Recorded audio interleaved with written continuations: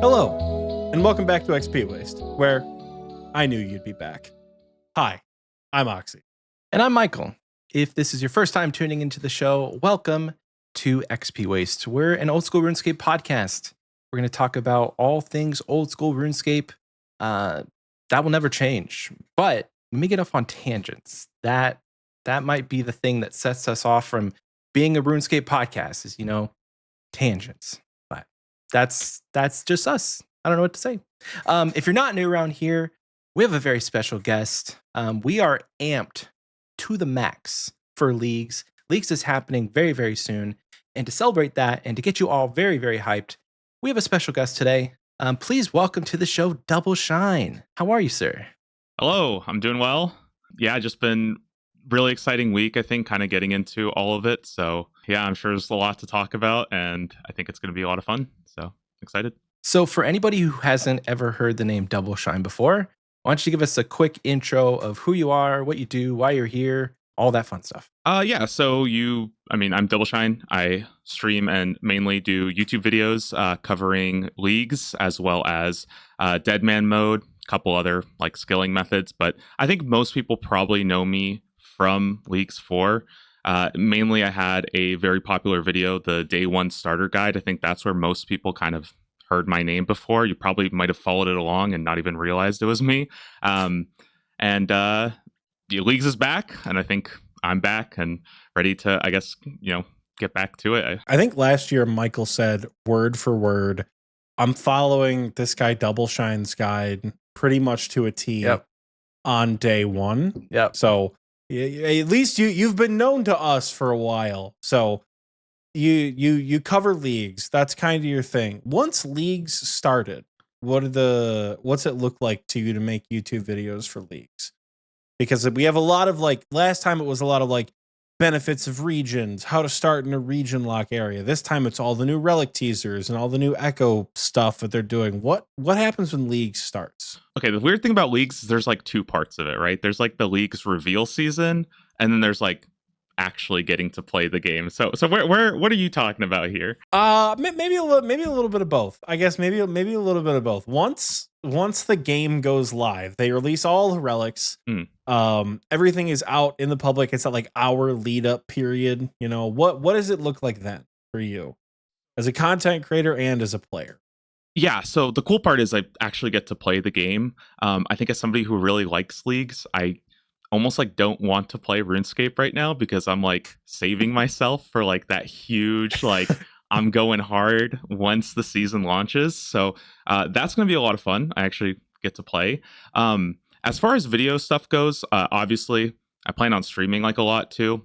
I think a lot of people enjoy kind of following along and watching somebody else do the content and seeing what they're doing, what kind of relics they're playing around with. It's almost a way to see what other people are playtesting the relics before you kind of have to make that decision on your own. And then as far as videos go, I know that a lot of content creators like to go with this is my day one, I'm rank 1 after 73 hours. And I think for me, I would like to do that, but I also really like to continue making videos about kind of niche stuff that comes up. Once Leagues actually begins, there's so much new stuff that nobody could even really think about, and getting that information around, spreading those little tips and tricks, that's generally what I try to go for, and kind of, spread the good word of Leagues. I think also, especially because it's not just I'm not some genius that knows all this stuff, but when you have people who are playing Leagues, they'll come to your chat and be like, oh, did you know about this very weird interaction where if you actually deposit half an inventory at Motherlode Mine, you'll still get the max amount, but you'll save time? And I'm like, I had no clue, but I'm going to tell everybody. Great job. Now everybody knows because of you. So that was big because that was before they made the changes to Motherlode Mine this year. Mm-hmm. And holy shit, it saved a lot of time. Yeah. for that task. What regions did you end up with last time? So last year I was a basic mage user. I went with Kandarin and Desert. That kind of, holy combo. Shadow, of course, was really cool. Occult Necklace was pretty insane. But I actually went with Asgarnia as my third region, which I don't think was like super popular at the time or wasn't considered meta. And that's just because even though Asgarnia like doesn't give you anything for magic, I mean, I guess you get like eternal boots, but I don't think they even gave any magic percentage last year, right? They were like trash. All the fights in Asgarnia were doable with magic. You didn't have to do it off style. And if you guys have ever, you ever tried to like go and do like Zulra and you're like if you're a melee user trying to do Zulra, you're not gonna have a good time. It's gonna be miserable. You're gonna do like 5 of them and then quit. So I chose Asgarnia specifically for that, where like there's no boss that I'm like beating my head into a wall trying to do. That's very true. I was a meleeer last time, and there was so many times where I'm like, any boss that uses Ranger Mage, I feel like this is regular RuneScape. I'm not having fun. But then I get into content like Tob and everything's fast and I'm doing lots of damage. I'm like, this is where I should be. Did you ever do Chambers of Zarek, the tightrope room as a melee? That was one of the most miserable experiences of my life. Oh, right. Because like you can only range or mage. No, I didn't do a lot. I didn't do a lot of chambers. Did I even pick Saya? I don't remember. I think you did. Wait, because I think you and I picked the same regions. It was Mauritania, Asgarnia, and Zaya. Yep. Maz. Yeah. Or Zam. Yeah. I think you and I both chose Mauritania first, which was an interesting decision last year. But we had a basic Kander. Did you get a shadow? I did. I got it in. Oh man, I got it in 10 raids. It was pretty. That makes the whole thing worth it. That makes the whole thing worth it. Like people were mad because I saw some people going like 100 dry, and I think I woke up one morning. I had just hit like tier 8. Stream title was like, "We're grinding for shadow today." And 40 minutes into the stream, I rip a shadow, and I'm like, all right, well, I guess we're just doing every other task in the game now. Like we're big chilling. Perfect. So you did a lot of TOA or not a lot of TOA, depending on how you look at it. Well, I did more past that. But it's very noticeable the difference once you get your mega rare. Like the game kind of changes a lot. Oh yeah, and it becomes a hell of a lot more fun. I was a meleeer, and I think it took me like 2 or 3 purples in my name to get a scythe in leagues too. Holy shit. 2-tick scythe is the greatest thing I've ever seen in my entire life. I didn't get dragon claws with my spec relic like I wanted to. But man, scythe felt real good. Like that's kind of the tricky part is I think everybody like wants the mega rare, and nobody goes into leagues thinking like, yeah, I'm probably going to go super dry this time. Everyone is like, oh, I'm going to get it early. And so I feel really like kind of rough for the people who do end up like just running it back over and over again, because like, man, that's a lot of burnout that What was the highest invo that you were able to do? I think I tried the 1,000 invocations a couple times, like the full max. And I don't think I ever fully cleared it. I think I died a couple times to like some dumb stuff to like wardens, and then eventually ran out of time. So I probably did somewhere in like, I want to say like 700, 800s or something like that. But once you get that high, it's like, it's 1,000 or nothing. You know what I mean? And right. So I didn't get it done. So yeah, a little chip on my shoulder. Dang. I didn't even know that it went up to 1,000. Like I thought, oh yeah, like 600-700, but is that 1,000? Is that a guaranteed purple? I think when you got that high, it was basically guaranteed. I want to say, okay, or it was crazy. like I think because they also dropped the cap, so I think you're going to like maybe 95% or something like that. Wow. I don't know if it was exactly 100, but it was really really high. Jack in the recording booth says it was 700 was the guaranteed. Oh, okay, then yeah, then. Damn. Once you get past that, I think that's probably why I did a lot of 700s at the guaranteed purple rate, and then past that, it was like, all right, we're just gonna slam 1,000 and hopefully get it. Oh gosh, and it's gonna even be like better this year too, because multiple purples. Isn't it like if one person gets it, everybody gets it in Toa? Yeah, so there's a couple of big changes that are coming to raids. And hold on, is that a thing that's coming this season? I think it's also a Tob, but I'll let you finish. Shut the fuck up. What? So this is, in my opinion, this is the single best change to leagues this year. Last year, if you played TOA or if you played Tob, you probably realize that one person getting a purple when everybody has like a 100% chance at getting a purple is actually like you're killing your rates. You know what I mean? Like it just sucked because you go in there, you raid with your buddy, you're having a great time, and it's like, wow, we're literally cutting our rates in like fourth right now. With Tio, that's why we stopped raiding with Fear and Ralph. Fear got a scythe super early, and then Ralph had the Ruby Bolt proc, two of our buddies, and when you Ruby Bolt spam, you just 100 in combination with the axe. Yeah, no, you weren't getting any purples with them. So they got exiled from the group. Yeah, and so the way it's going to work this year is that if you're doing hard mode theater or if you're doing invocation 500 or higher, if somebody hits a purple, everybody in the raid gets a purple. Not the same one. It's still random who gets it. But yeah, it's going to be really, really fun, I think, to raid with the boys this year. Like it's going to be a lot of fun. Oh, that's going to be good. That's going to be good. That makes my picks a lot more appealing now. At least my tentative picks a lot more appealing. I feel like I'm edging the audience with that one. Do we just want to get into it now? We'll just rip the Band-Aid off early. We'll talk more about the other stuff later. Yeah, I was gonna say, is there any other questions from about last leagues, or do we want to just jump into the good stuff? Michael's keeping the edge train going. That's how you know he's committed. What regions are we picking, boys? Right now, so today is Sunday. Oh, right. Yeah, we should preface that. But by the time this episode comes out, it'll be Thursday. So I want to give a disclaimer to the audience right now. We're recording this at 8:42 Eastern time on Sunday night. Today's reveal was Banker's Note versus Last Recall, which, like, Jagex, you got to be shitting me, man. Like, that's a real Sophie's choice. It's a good one, don't get me wrong, but man, you really had to do us like that this year. So we don't know what's happened Monday, Tuesday, Wednesday, or Thursday, maybe if you're listening to this later in the day with the reveals. So we don't know what our answers are going to change. Doubleshine, what regions are you picking? This year?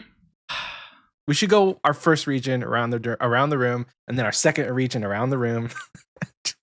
It's so hard because I haven't like officially locked down anything yet. Because I think my first region is gonna be the desert again. That's a good first one, honestly. Anytime that we've had a Trailblazer style league, the desert has always been like mad points right off the rip. At least it was in Trailblazer 2. And so with certain relic choices, I think people in Fire Sale Desert were mad cheering for early game points. So it's if you're going to be in the desert, it's a good first one. And I think a lot, like, it's weird because like you think like, oh, desert TOA, but a lot of the other content in there is like a joke. So it actually does work as like a good early game and then like a pretty decent like late game option too. It's kind of cool like that. Yeah. Is your first, or like, I guess any of them, are your region choices based on certain factors, and that factor being the echo bosses? Yes, so the reason why I'm going desert despite going desert last year is because I think the Drygore blowpipe, well, I guess I don't know how much you guys know about all the reveals and stuff, so ask me about it, but the Drygore blowpipe is the coolest thing I've seen. I think that is going to be so much fun to use. It's a super accurate blowpipe. You're getting darts from the desert. I don't know. It looks like it's going to be a lot of fun. I am in the exact same boat. So I'm a melee enjoyer. I'm a Tob man at heart. Chambers is all right. And as we all know, TOA stinky. I'm a Tob man at heart. But y'all, if they're going to keep recycling regions or recycling the region lock thing, because I'll tell you right now, I was not excited after the Summer Summit about the league's announcement. I really was not. It felt very underwhelming to be the last announcement, and then to hear like, by the way, it's region locked forever. That really kind of like, okay, cool. In the last week or so, since the reveals kind of kicked off as soon as bingo ended, the hype has built to where League's hype should be. I'm very much excited for Echo or Raging Echoes now. The blowpipe looks insane. And I think I read somewhere that like it out DPS's Tebow everywhere but like CM Ulm. Yeah, it's really good. what the fuck? Oh man, I'm very excited because I don't know what combat masteries are going to look like, and I'm sure we'll touch on that here very soon. But assuming there's some variant of like, I don't know, ammunition preservation in there somewhere for rangers, it's going to be real nice to get them dragon dart tips from TOA and having just like one of them A10 warthogs running around the game. Machine gun. Because it's basically a one tick fang at that point with the accuracy checks. I forgot about that. And the damage. It's a ranged fang. I think I'm also, I hate to say it, guys. I really hate to say it. I think I'm going to be a desert enjoyer this year. Ooh. Maybe as my first region. I don't know. I really don't know, but I think I'm going to be a desert enjoyer this year. Whoa. And you're going to have to kill Calphite Queen.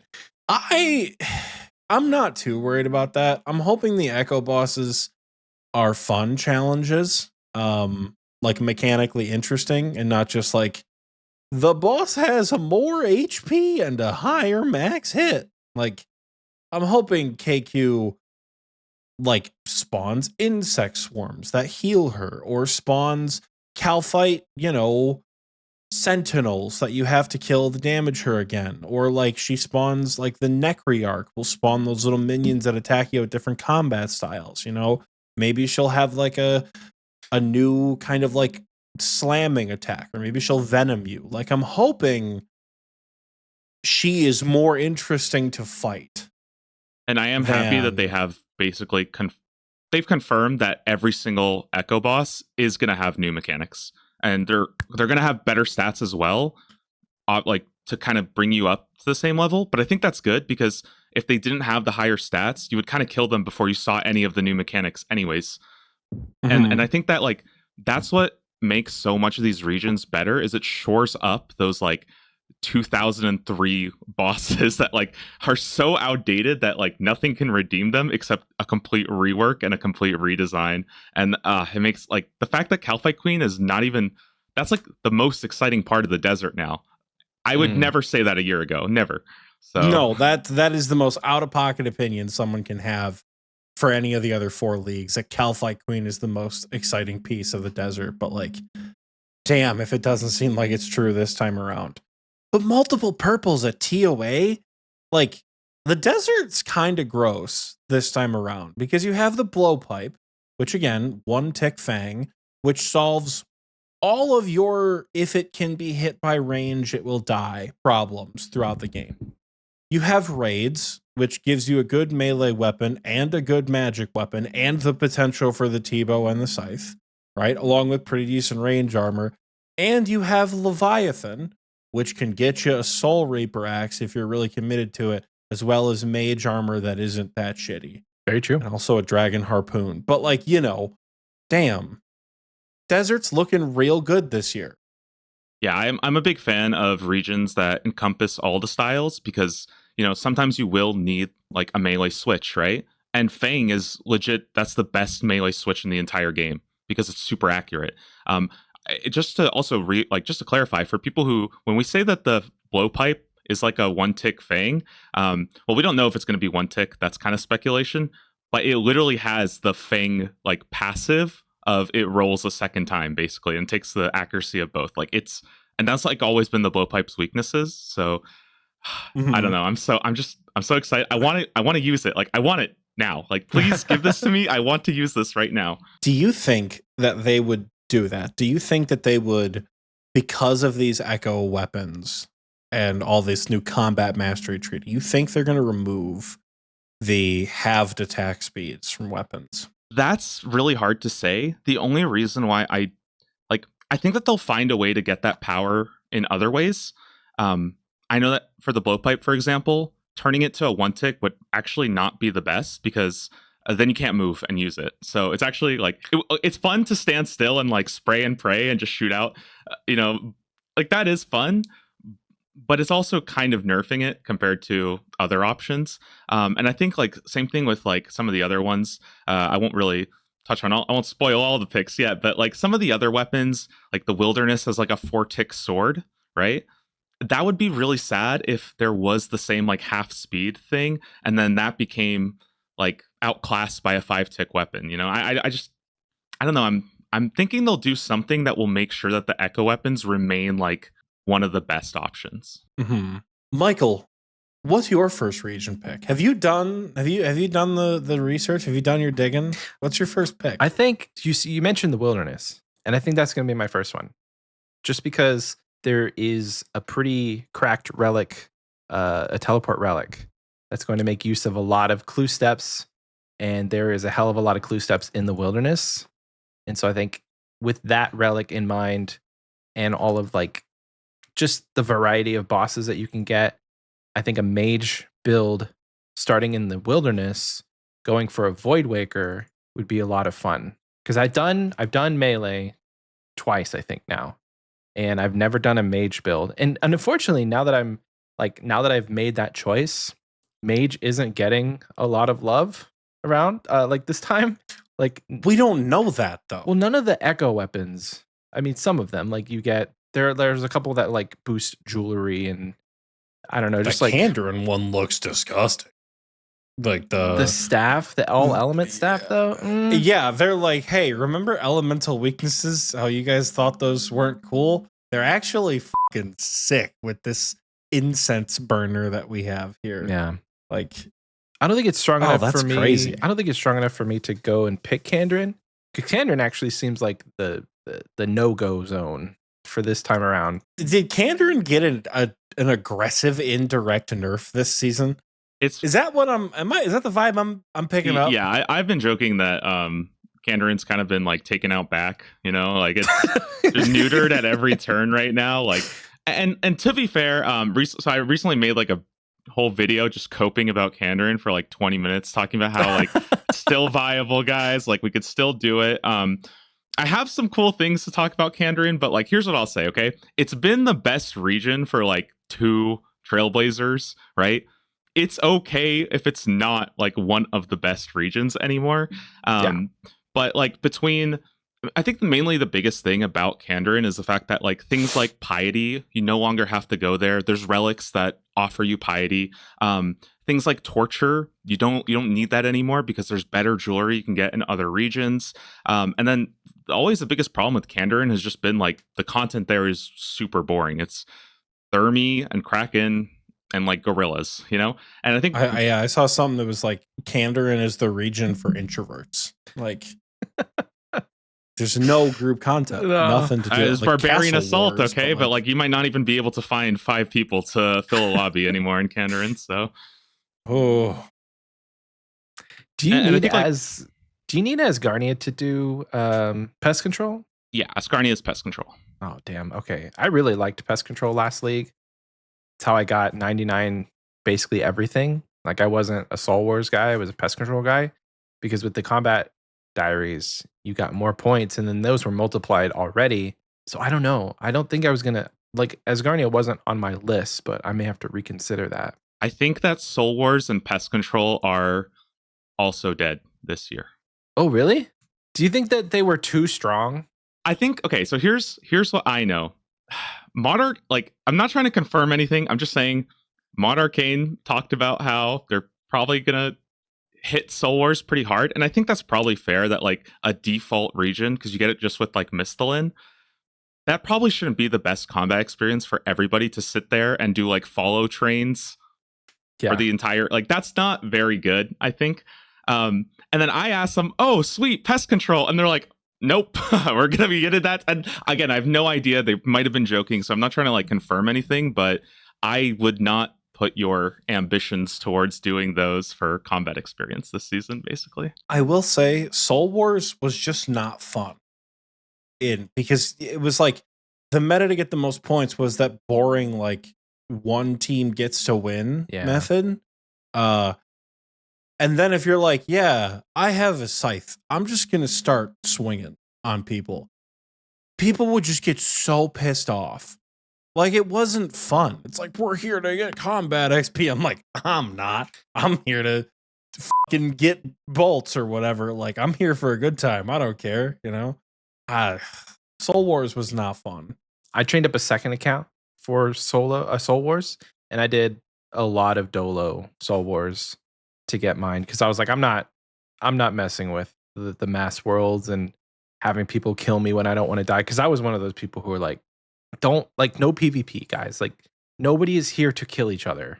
We just want to get points. So I would run into a group of those desert Kandarin copy paste enjoyers and just nuke myself in the middle of the groups just to piss people like Michael That's off. their fault, all right? They have 100% freeze chance. You should not be getting anywhere near them, okay? You should be stuck in the corner of the map, all right? Hang it out over there. That is exactly what I was doing. I was getting as far in as I could to the boss just to see how pissed off they would get, and then I would just kill myself. I got the pet, which I'm really excited about. So like it's my only like Leagues pet, I'm pretty sure. So that'll be fun to have that little guy follow me around. That's what I was actually going for. It wasn't because I had pest control for all my like combat XP. So I was literally just doing Soul Wars so I could get a pet for the next one. Yeah, and I think pest control is fine because like it is a region unlock that you're kind of sacrificing to get that minigame. Yeah. But also like you don't have, I think, two groups of people with like very different objectives.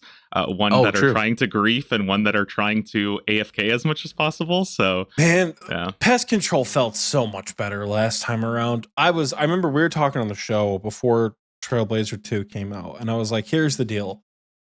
You guys need to get to pest control on day one. Because what happened in Trailblazer 2 was that if you didn't go to pest control day one, same thing happened in Shattered Relics, the people just disappeared. Because they all got their void, they all got the task, and then they left. So do it on day one. We're like 2 weeks into Leagues, and there are hundreds of people at pest control every single day. And I'm like, yeah, I don't think I was correct about that one. You guys can do pest control whatever you want. Because I really thought it was going to be dead. So who knows?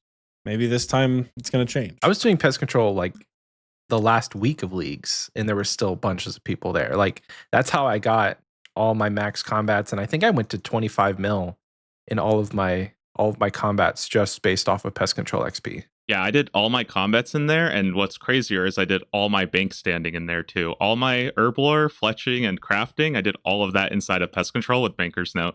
It was a good time. Oh, that's neat. That's awesome. Oh, right, because you were just like waiting around. I would just get my like Valor, that. and then I would just chill and just craft or fletch for like a minute, 2 minutes while everybody else runs around. It was such a good time. I wish I did that. I had Banker's Note, but I never really took advantage of it for like passive training. So if that's a thing this time around, I'll go for it. But yeah, wilderness pickers stay winning because they're nerfing the combat XP. So I'll have access to the best altar in the game. And if I end up picking that like golden god, that'll just make it even better. Because then I can just like get massive amounts of money from revs and zombie pirates, and then go get massive amounts of prayer XP because every 20k is a dragon bone essentially. So lots of prayer XP. I think like one thing about some of the relics is like you kind of don't want to always overlap because like Golden God gives you money, it gives you prayer, right? But Wildy already is good at gold and prayer, you know? So like we don't know what it's up against, but I feel like there's a very good chance that you're going to want to find something that like, you know, kind of fills in the gap as opposed to like doubling down. Because man, revs are money printers. They were like, I did the Wildy on one of my accounts last year, and I was shocked at how like I was like, I had a lot of fun there. It was actually like a really fun early zone to just run around, kill revs. Nobody's there, which I think might change this year, but we'll see. We'll see. There's a lot of people that have been like, yo, that echo boss weapon actually makes the wilderness kind of worth it. Gives me mad Monster Hunter vibes from the KBD weapon. Mad Monster Hunter vibes. I dig it. I'm not taking wilderness, but it's pretty cool. One thing that a lot of people have been talking about with the Wildy recently is, so, you know, if you die in the Wildy, you can get grief, PvP is on, but you don't lose anything, right? Now that last recall has been announced and it works in the Wildy, a lot of people are thinking that there's going to be like games of chicken at like the Wildy bosses where you die and then you like last recall back and then kill the person that killed you, and you just keep going at each other over and over and over again until one person's like, all right, I'm done. Like we've been here for 10 minutes. Like I'm going to Find something else to do instead.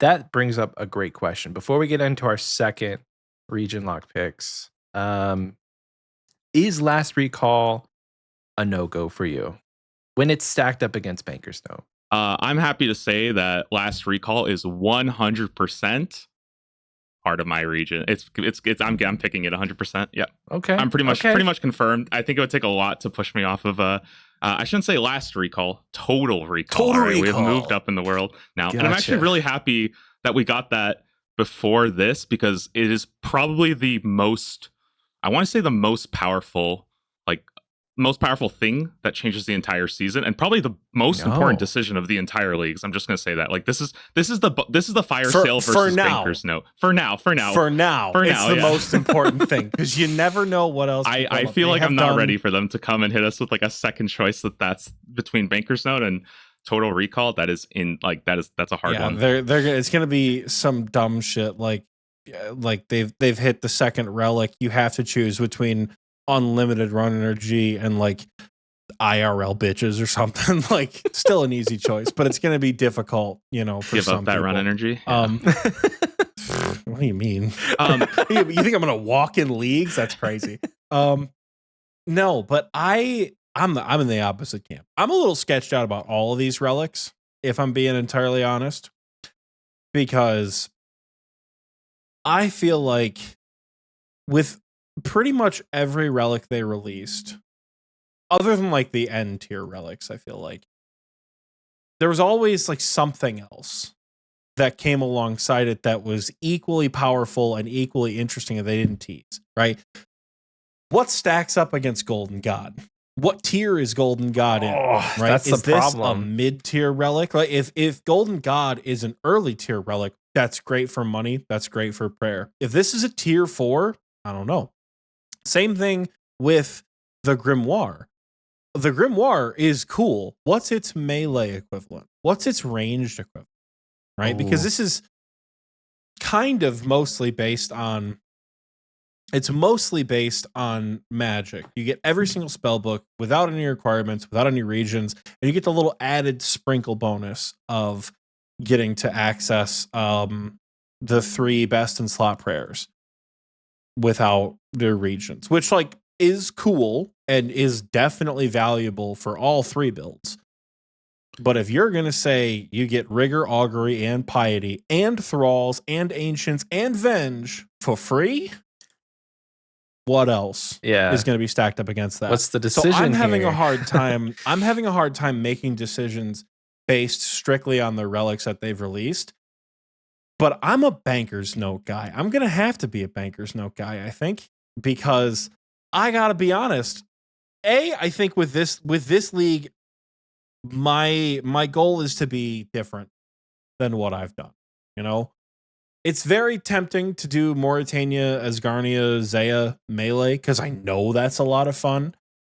But I think this time around, starting with Desert, going with a range build, and then not taking Last Recall, primarily because of the Clue Chaser relic.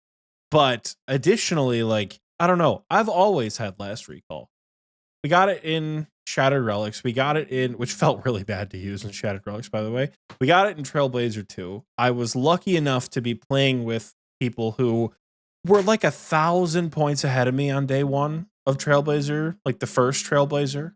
And it was like, pick the Fairy Ring relic, the Jewelry relic, or the Last Recall relic. And one of our buddies at the time picked Last Recall, and he's like, dude, this is disgusting. You have to go Last Recall. And I was like, okay, sure. I was going to go Jewelry, but Last Recall works. Thank God I was slow in leagues too to start. But I think Clue Chaser has it for the teleports. And I think because of the Clue Compass or whatever it's called, that to me justifies Banker's Note enough. Because like, I'm going to be right outside anyways. Yeah. And as a spoiler, I don't think I plan on taking Asgarnia, where Last Recall was, in my opinion, the most valuable. So I don't know. To me, they don't seem very balanced when you look at all 3 of the teleport relics, because Fairy's Flight, for the 3rd time in a row, is dog shit. Who is picking Fairy's Flight and having a good It time? was good. It was good last year. It was the most Was it popular one. good? People I mean, really they liked added it the last year, leprechauns, yeah. right? Like Leprechauns are cool. I like them. Leprechauns were there. The fairy rings were there. I think the spirit trees were there. I think people really liked Fairy's Flight last year because it was like the amount was pretty equal between the jewelry and the fairy rings and the leprechauns. Yeah, I guess it was region dependent because if you didn't have a lot of the teleport jewelry locations in your regions, then it didn't make any sense. So sure, but when you stack that up against something that teleports you to every single bank, or something that teleports you to every single bank and all the clue steps, because how many banks in the game already have like stashes outside of them? So many. So I'm expecting everyone to be in Shiloh Village if they have the clue chaser, because there's a stash unit right inside the bank. So like when you think about, oh, I would love to be near a bank with my teleport, just pick the clue chaser. You're I think already the reason there. why, like, I think a big reason why Fairy Flight was so much cooler than Globetrotter, which gave you just like the portal nexus basically, is because it gave you new teleports, right? And having to like rewire your brain to teleporting to like leprechauns and farming patches, that was like super cool. And I think true. that now that you have two new ones that are doing every bank in the game and every clue stash in the game, like I had to look up a map of clue stashes because I think I could name like 3 off the top of my head. Like I didn't know any clue stash in the game, and now it's like the shackles have been like lifted from my brain, and I'm like I can teleport to every corner of the map now.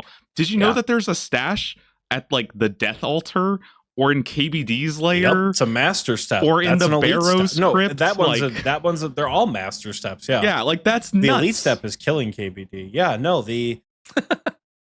dude, it's absurd. The clue chaser relic or the clue compass.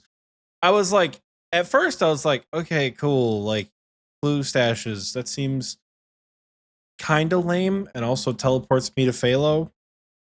Like, whatever. Again, Not even kind of lame. Kandarin, which nobody, Yeah. nobody is. Not yet, anyways.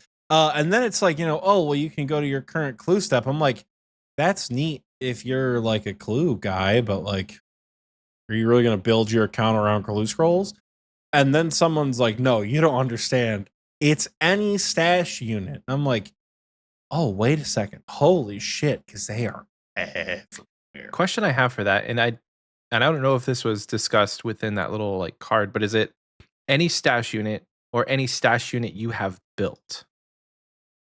Any stash unit that's been confirmed. You don't have to have it built. You don't have to fill it up. It's every stash unit. As soon as you get it, you'll probably get it like 1 hour into the game, and you have 140 teleports across the entire world. Well, obviously you won't have all the regions, but it's gross. It is going to be.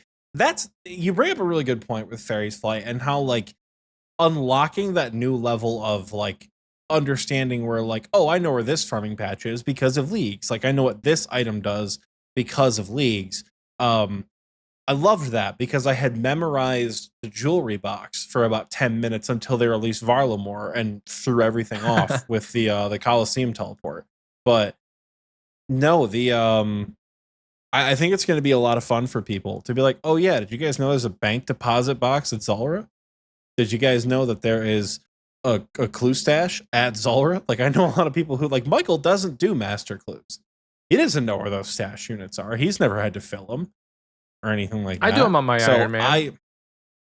I mean, what do you got? Like 20 master clues total? 2. 2? Okay, so you had at most 3. You've had at most 16 chances to get a stash unit. So like I feel like for players who don't engage with clue content, it's going to open up a wide berth of understanding. And players like myself who love clues, we're going to get to learn all sorts of fun new ways to utilize, like, it's the best possible way to get to this boss with all these new clue stashes. I'm excited for that one. But because of that, that's why I'm taking Banker's Note.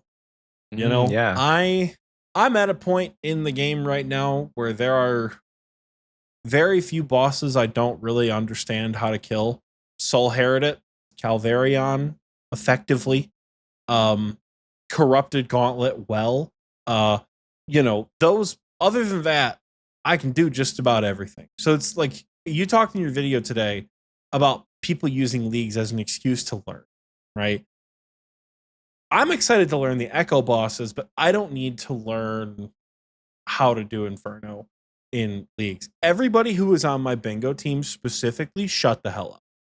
Because I know what you're thinking. The 15 of you who are on my bingo team, shut the hell up. Everybody else, also shut the hell up. But I can do all of the content. And then being able to do it with unlimited supplies makes it fun and interesting. And I also just maxed my account. So any excuse to do it super quick, particularly with like rune crafting, fantastic. I love rune crafting so much with Banker's Note. The law altar was my best one. I made like hundreds of thousands of law runes in hours and got 99 rune crafting. Just click, click, click, click, click, click. It was the best, dude. And Soul Wars was great for rune essence. I'll be kind of sad if they do end up nerfing those mini games, because like Banker's Note mixed with rune crafting, how am I going to get all of the rune essence that I need? I guess bossing, but even then, like Soul Wars shits out pure essence, hundreds of thousands. So does Chambers. Chambers really does.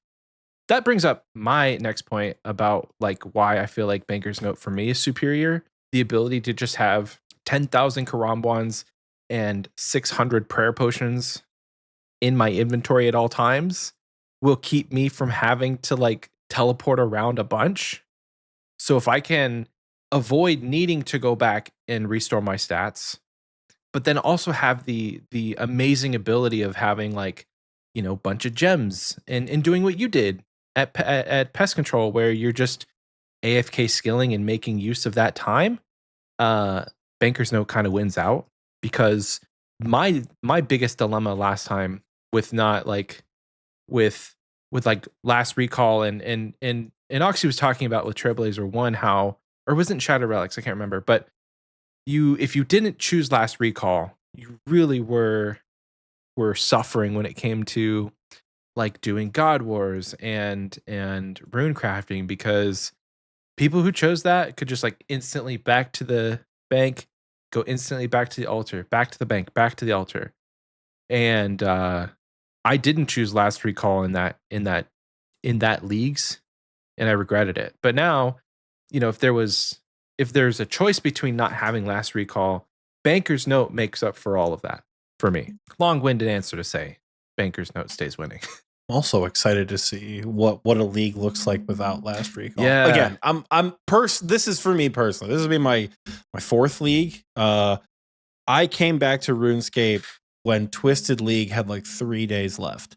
So I didn't experience any of Twisted League. But my last 3 leagues, I've had the joys of last recall. And you know what? Fuck it. What's it look like without it? We're going to find out. So I think I've firmly realized my role here is to just come in and tell you why the other relics are better and just completely shatter all of your plans for leagues, so that let's do it. By the end of this, I want completely different regions, all new relics, all that. Okay, we're gonna rewrite it all. That is the most ideal thing that we could have, because if it was just the 3 of us sitting around glazing the Trigor blowpipe and Banker's Note the entire time, people would get bored. So go ahead, present your case. Yeah, I need you to sell me on last Total Recall. I will sell you on Total Recall. But quickly, I wanted to talk about one thing, because we didn't mention this with the compass. Everything we talked about the compass, that all could be removed and I would still pick it, because it also allows you to teleport to your active clue step, including coordinate clues. And you could just you could farm a good step and then keep that step forever if you really wanted to. How do we think it works with 3-step masters? I don't know how those work, and I don't like 3-piece masters. Yeah, those are more complicated, but like for the vast majority of your clues, you will just be able to like click, oh, I'm at the next one, let's dig. Click, talk to this guy. Click, and like, oh, now you just do all the clues in the game for free. Cool. Like, yeah. Clue Compass is really good. Assuming clue uniques are going to be buffed like they were in past leagues, That's gonna be fun. In Shattered Relics, I had my best in slot was a 3rd age range bottom for when I had range. So hoping to run around with some 3rd age on, because I'll wear 3rd age over Missouri. I don't care. I'm here for a good time, not a long time. So that's the extent. Now I can start shattering your plans. Okay, so let's talk about Total Recall, right? Have you ever played like a fighting game like Street Fighter or something like that? Have you guys ever played one of those? You know how Not Super Smash seriously, Brothers? but well, you know how you can like create a save state that like saves your position, saves your health and all that? That is Total Recall this season. You'll be able to literally choose a position, a specific tile in the game, and save yourself to that tile with whatever health, whatever prayer, and whatever special attack you want. And every time you click your Total Recall, which has no cooldown, you'll teleport back to that and restore all of your health, all of your prayer, all of your special attack, as long as it's not an instance. You're going the Wildy. How many bosses in the Wildy are in instances? None of them. That means that every single one of those bosses, you have a item in your inventory that fully restores all of your health, all of your prayer, all of your special attack, and you can use it with no cooldown. And it's also a very fast animation too. It's like 1 tick. And you could just literally, so you could do it. Think about Callisto, for example, to play devil's advocate. You drop into Callisto, he has that little screech when you first get in. Venenatus kind of crawls down the roof. You load yourself full everything as those animations are playing. You kill the boss, you just do it right back then, and you just keep going back every kill. You never have to bank. You never have to eat. Every time it's crossbow spec or a cursed scepter spec or Monster Hunter sword and shield lightning spec every time. So it's pretty good for wilderness. I'm not gonna lie, it seems pretty appealing for wilderness. Wow. Yeah, it's quite strong. It is very, very good. Now I know you're thinking like, okay, well, all the hard stuff in the game is in instances, right? But here's the thing, right? Like, let's say we're talking about like Vorkath. Vorkath's not the best example, but let's say you go to Vorkath. All you'll do is you'll just put your last recall right outside of Vorkath, kill Vorkath, and then just teleport out. Your full health, full spec, full prayer, and you go and just jump over the thing and keep going. Like, why do you need Banker's Note when you get a full heal every single kill? And like, are you really going to be chewing through half an inventory every kill at Vorkath? Like, I don't know. It's it's pretty strong. I had to recently get B-roll for a bingo trailer that we made, and Vorkath was one of the bosses I had to kill. I got my ass handed to me so badly by Vorkath. I have like almost 1,000 Vorkath KC in the main game. It was like I had never killed the boss in my life. It was bad. So I'm not saying who, but some people might use like 20 sharks per Vorkath kill. Not me. Somebody, but not me. Might use that much food. Just say I've seen enough highlight clips of somebody walking up with like a Zerite crossbow and killing or like dragon claws, and they kill Vorkath in like 7 seconds. And again, yeah, you can't. I think like, that was Banker's Note's cool, but there's no special attack potion in the game, right? You can't do that. So it doesn't matter if you have infinite supplies. There's none. That's the only thing that can restore your special attack is going to be that last recall or true or total recall. Hear me out. Echo bosses drop echo bones or echo fragments that can be ground up with who fucking cares, any herb in the game to make echo potions that give you special attack back. Yeah, I'm just saying, I'd rather go special attack 3 times than sit there like chewing down on sharks. That's just a little bit more fun for me, but everybody could do what they want.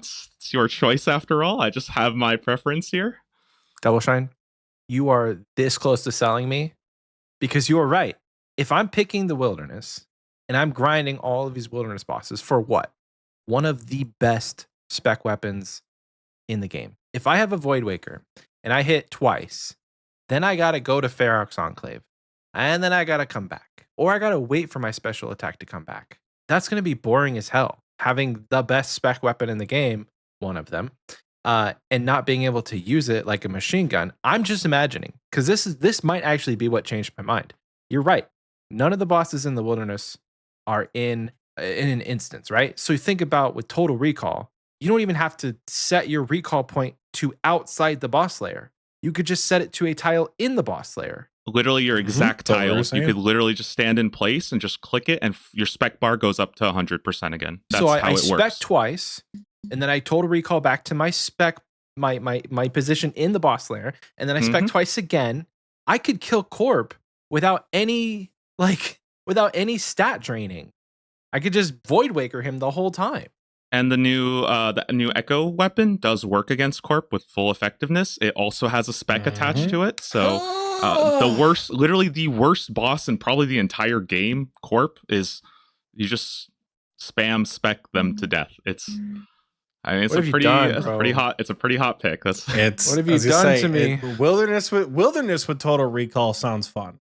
I think you guys said, like, you know how you guys said, like, you know, you've had last recall for so long, and that, like, you got to really think about what that means to take it away, because a lot of stuff changes when you don't have last recall anymore. Banker's Note made the last league for me 100%. I think if there was a relic that I enjoyed the absolute most, it was Banker's Note. I think the last league I would not have probably played as much. It sounds dramatic, right? But I don't think I would have played as much as I did without Banker's Note. And I can't let that go right now. I'm really going to have to chew on this. And I'm so glad Leagues is not for another 10 days at the time of recording, because you just blew my mind with the possibilities of choosing the Wilderness and being able to just annihilate everything multiple times over. It's really fun. And I think it's a close choice. Like, I'm not trying to say Banker's Note is bad, by the way. I think, honestly, I think it's still, like, pretty powerful. Like, I think it's a more powerful one. But True Recall, like, I think... I'm just saying, we are not at the level yet to understand how powerful True Recall is. Like, that is yet to come. So I'm excited for it. Yeah. I am not picking Wilderness. I'll tell you that right now. I'm not picking Wilderness. And I'm trying to think of the bosses that are available in the regions that I'm in. There are a couple where it could benefit. It might be a good time to talk about second region then, you know, and start opening up the scope I think a so. bit. I think let's ruin Michael's plans a little bit more. The second region I think I'm going to go with, and I understand this combo is probably not going to be. It's not going to be uncommon. It's going to be the Desert Candor and whatever of the last one. Fremennik might not actually suck this time around. And I'm such a boomer because I'm like, Fremy sucks, don't pick. But so many people are picking Fremennik. I'm not even dogging let me get you. Let me get you at this. The sole reason that I want to go Fremennik, the jewelry from the Dagannoth Kings, outweighs literally everything. There is that's part of the reason why Kandarin is so bad this year, because you don't have why would you spend for Zenites? Yeah, why would you spend all that time farming Zenites and farming Thermi, and then you got to get all that money for Onyxes, and we all know how that story goes, where you got to get all the Tockle, and I forgot my gloves, what a waste of 2 hours. Like, you don't have to do any of that, because you get 2 drops, and it's stupid. Let me pull it up here, because it's something like, for the necklace is plus 30 attack and defense for everything, 15 melee and range strength, 10 magic damage, and 10 prayer bonus. And then it's the exact same stats on the ring, except it's 5% magic damage instead of 10. So you get 15% magic damage bonus in 2 slots that are relatively not used. If you don't go Kandarin. Like, the only reason why I'm like Emperor Ring is going to be a switch maybe is because if I go Desert, I'm a special attack man. It's going to take a lot for me to not pick whatever special attack relic comes out. And Light Bearer with like a stupid quick cooldown. Oh, that could be real fun. I might not even need last recall. I could be getting special attack back every 5 seconds. Every 5 seconds, drop a Fang spec. Every 5 seconds, drop a whatever special attack weapon I'll have spec. Who knows? right? But those pieces of jewelry in combination with like DKs maybe not being total shit to grind could be fun. But right? what if they Could be are? fun. You have to kill all 3 of them. I don't know. And you have to do it solo too. Well, you see, Michael, there is this pretty neat relic in the game called Total Recall. And Total Recall, in theory, would allow you to recall right outside the boss lair, because we can assume Or the in Echo the boss bosses will lair. be in an instance. Oh, well, no, they'll be in be an in it. instance. Yeah, that's true. So you will teleport right outside the boss lair, presumably right by the steps, right by that little ladder you get in. And if you shift, or if you go into Rune Light and you menu entry swap to go right into the Echo boss room, you're good. It's true. Right? You can just get right back in there. You can just keep on going. You die? Oh no, you died. Teleport right back, get your shit, get right back in. It's true.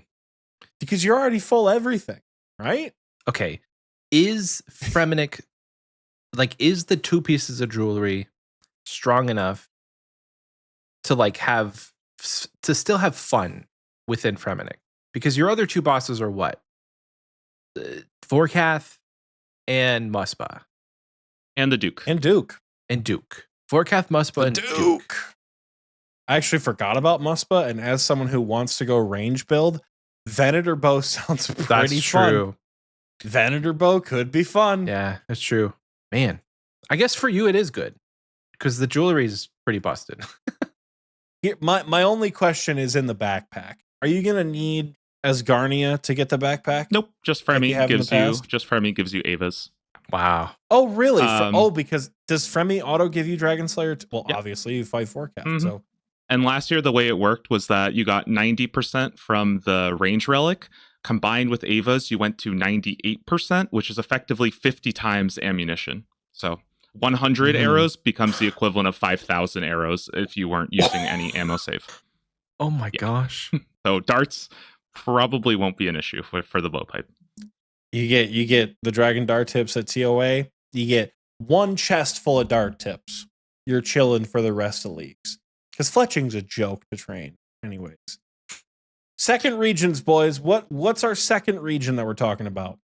How are we gonna antagonize Michael Moore with these decisions? Well, What's I our can go second next. region? And you can Well, the thing is antagonize that me. for me, it's also Fremennik, so I figured I might as well chime in.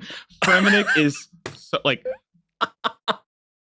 listen, I could probably glaze about the jewelry for like 4 hours straight. Like, the range strength is already it's one of the most valuable stats in the entire game.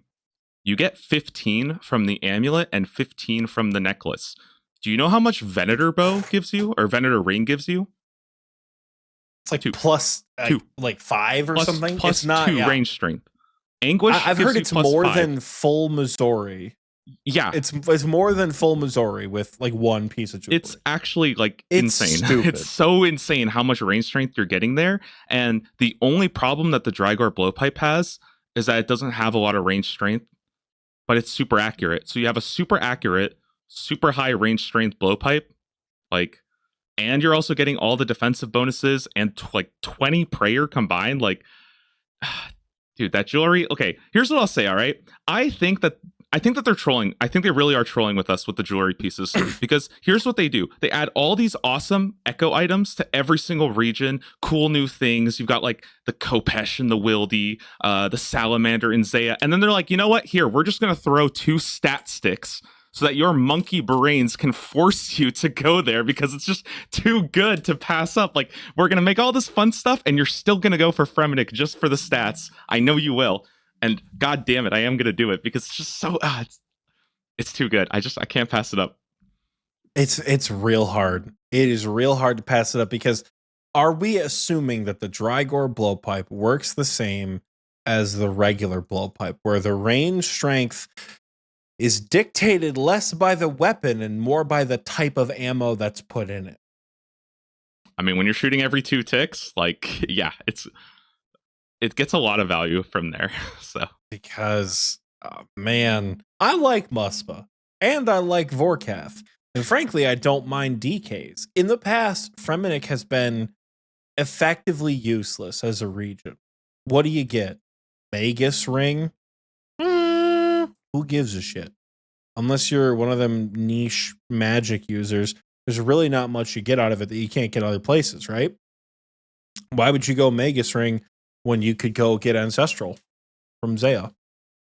But also gives you the chance for the Tome of Fire as an offhand. Like, why would you pick anything not above Kandrin? Why'd you pick or Fremennik above anything? This time around, though, man. Well, it's also similar to like the desert with the Calphite Queen, right? Like Calphite Queen was the weakest part of the desert. Same thing with Fremennik. I remember Leagues 2, you had to kill 750 of each, and that was like a hard pass, right? But now it's an Echo version, and like it's a tri-Brid prayer switching fight. Like, I mean, I'm just thinking of things like the Leviathan. Like, those are pretty fun fights, and I feel like they could do something similar with the Dagannoth Kings and turn that into a really cool fight as well. It's also, I believe they've rated it as master level. Some are elite, some are master level. So it's going to be one of the harder fights in the game. You want to know what I'm picturing for that fight? Why I think that fight is actually going to be miserable to do. Have you guys ever tried to get the kill 3 tormented demons at the same time combat achievement? Fighting TDs in multi-combat feels like shit. So I learned during bingo the hard way that when you fight tormented demons, if you fight 2 of them, one will attack with mage or range and the other will attack with melee. Easy one tick alternate, easy lazy flick, you're good. You don't got to worry about it. In the triple combat, one will attack with range melee or range mage, one will attack with melee, and the other will chuck a bomb at you. So you're hauling ass around the arena the entire time. So you got to click, switch prayers, attack, and if you're trying to get the combat achievement, you got to attack them at different times. So their health is all low enough at the same time. And then when they all throw their tantrum that locks you in place, they cover 8 of the 9 tiles that are near you. So you either need to control run away from it, or you need to step on the correct tile. You got to see the only open tile and then run away from it. I have a horrifying suspicion that these 3 DKs are going to work very similar. I have a horrifying suspicion that these 3 DKs, if aggroed at the same time, are going to be this like, one of them has a Zebek wave effect. One of them has a soul ground pound, and one of them will text your mom and say mean things to her. Like this is going to be, I don't want to say a shitty fight, but it's going to be a rough. It's like, I feel like this fight's going to be rough, and I'm kind of looking forward to it. That to me is like the most exciting part, is like getting to these bosses, because we don't know any of the mechanics, and I don't think we're going to know any of the mechanics either. So like it's like a blind boss really coming out, and everybody's in different region. Like I'm so excited. Like I feel like I'm going to be watching like streams while streaming because I want to see what other like streamers are doing and like what bosses they're I want to know what the people who are better than me, what are they doing? Yeah, you know, that's what I'm curious about. Oh yeah, no, this is. Fremy seems like a good region. And then with Banker's Note, you see, just stay at Muspa forever. You know? Like there's no limiting factors at Muspa, because Muspa shits out supplies all the time. But if you go on a streak, like if you go on a streak without supplies like Muspa or Araxor, your trip gets cut short, and that feels kind of bad when you're used to like 7, 8, 9 kill trips. But with Banker's Note, you don't have to worry about that. You just keep on keeping on Banker's Note. You stay at Muspa forever. You get 5 Venator shards in an hour. Though I suppose that is the downside with the Fremennik region. Once you get 5 Venator shards, you don't need to kill Muspa anymore. Because once you do that, you have to get the KC tasks for that boss. That's it. You figure it's going to be Charged Ice, the KC tasks, the Venator Bow, and the Ancient Stick or whatever, which may not even be possible if you don't have the Desert Reach. It'll actually drop as the full component. They announced that like 2 days ago. I think they fixed it, so you'll actually get the Scepter. Well, that is pretty neat. Even if you don't have Desert, you'll still get it. Yeah, sure enough, on the new updated image, it does say that. Okay, so it'll be Muspa plus. Do you need to have Desert to unlock Duke or no? Nope. Everybody gets access to Duke, and everybody gets access to the Desert Treasure 2 rings as well without needing Fremennik. So, okay, but so obviously you're in Fremennik, so it doesn't really matter. But but it's going to be like equip an ancient staff scepter thing with a gem in it. Like that's going to be the extent of your muspa. Vorkath is going to be a little bit longer because Vorkath is going to be equip a dragon bone necklace and then equip a visage and all sorts of shit like that. But both of those bosses essentially have time limits if you don't need them. Muspa, I suppose you'll need for ancient essence, but assuming charges work the same as ammo for range weapons, you kill Muspa for an hour and you're good for the rest of the league. So DKs are the big selling point. And then smithing being pretty fucking stupid. Oh, true. With the blast furnace. With Keldegrim. Yeah.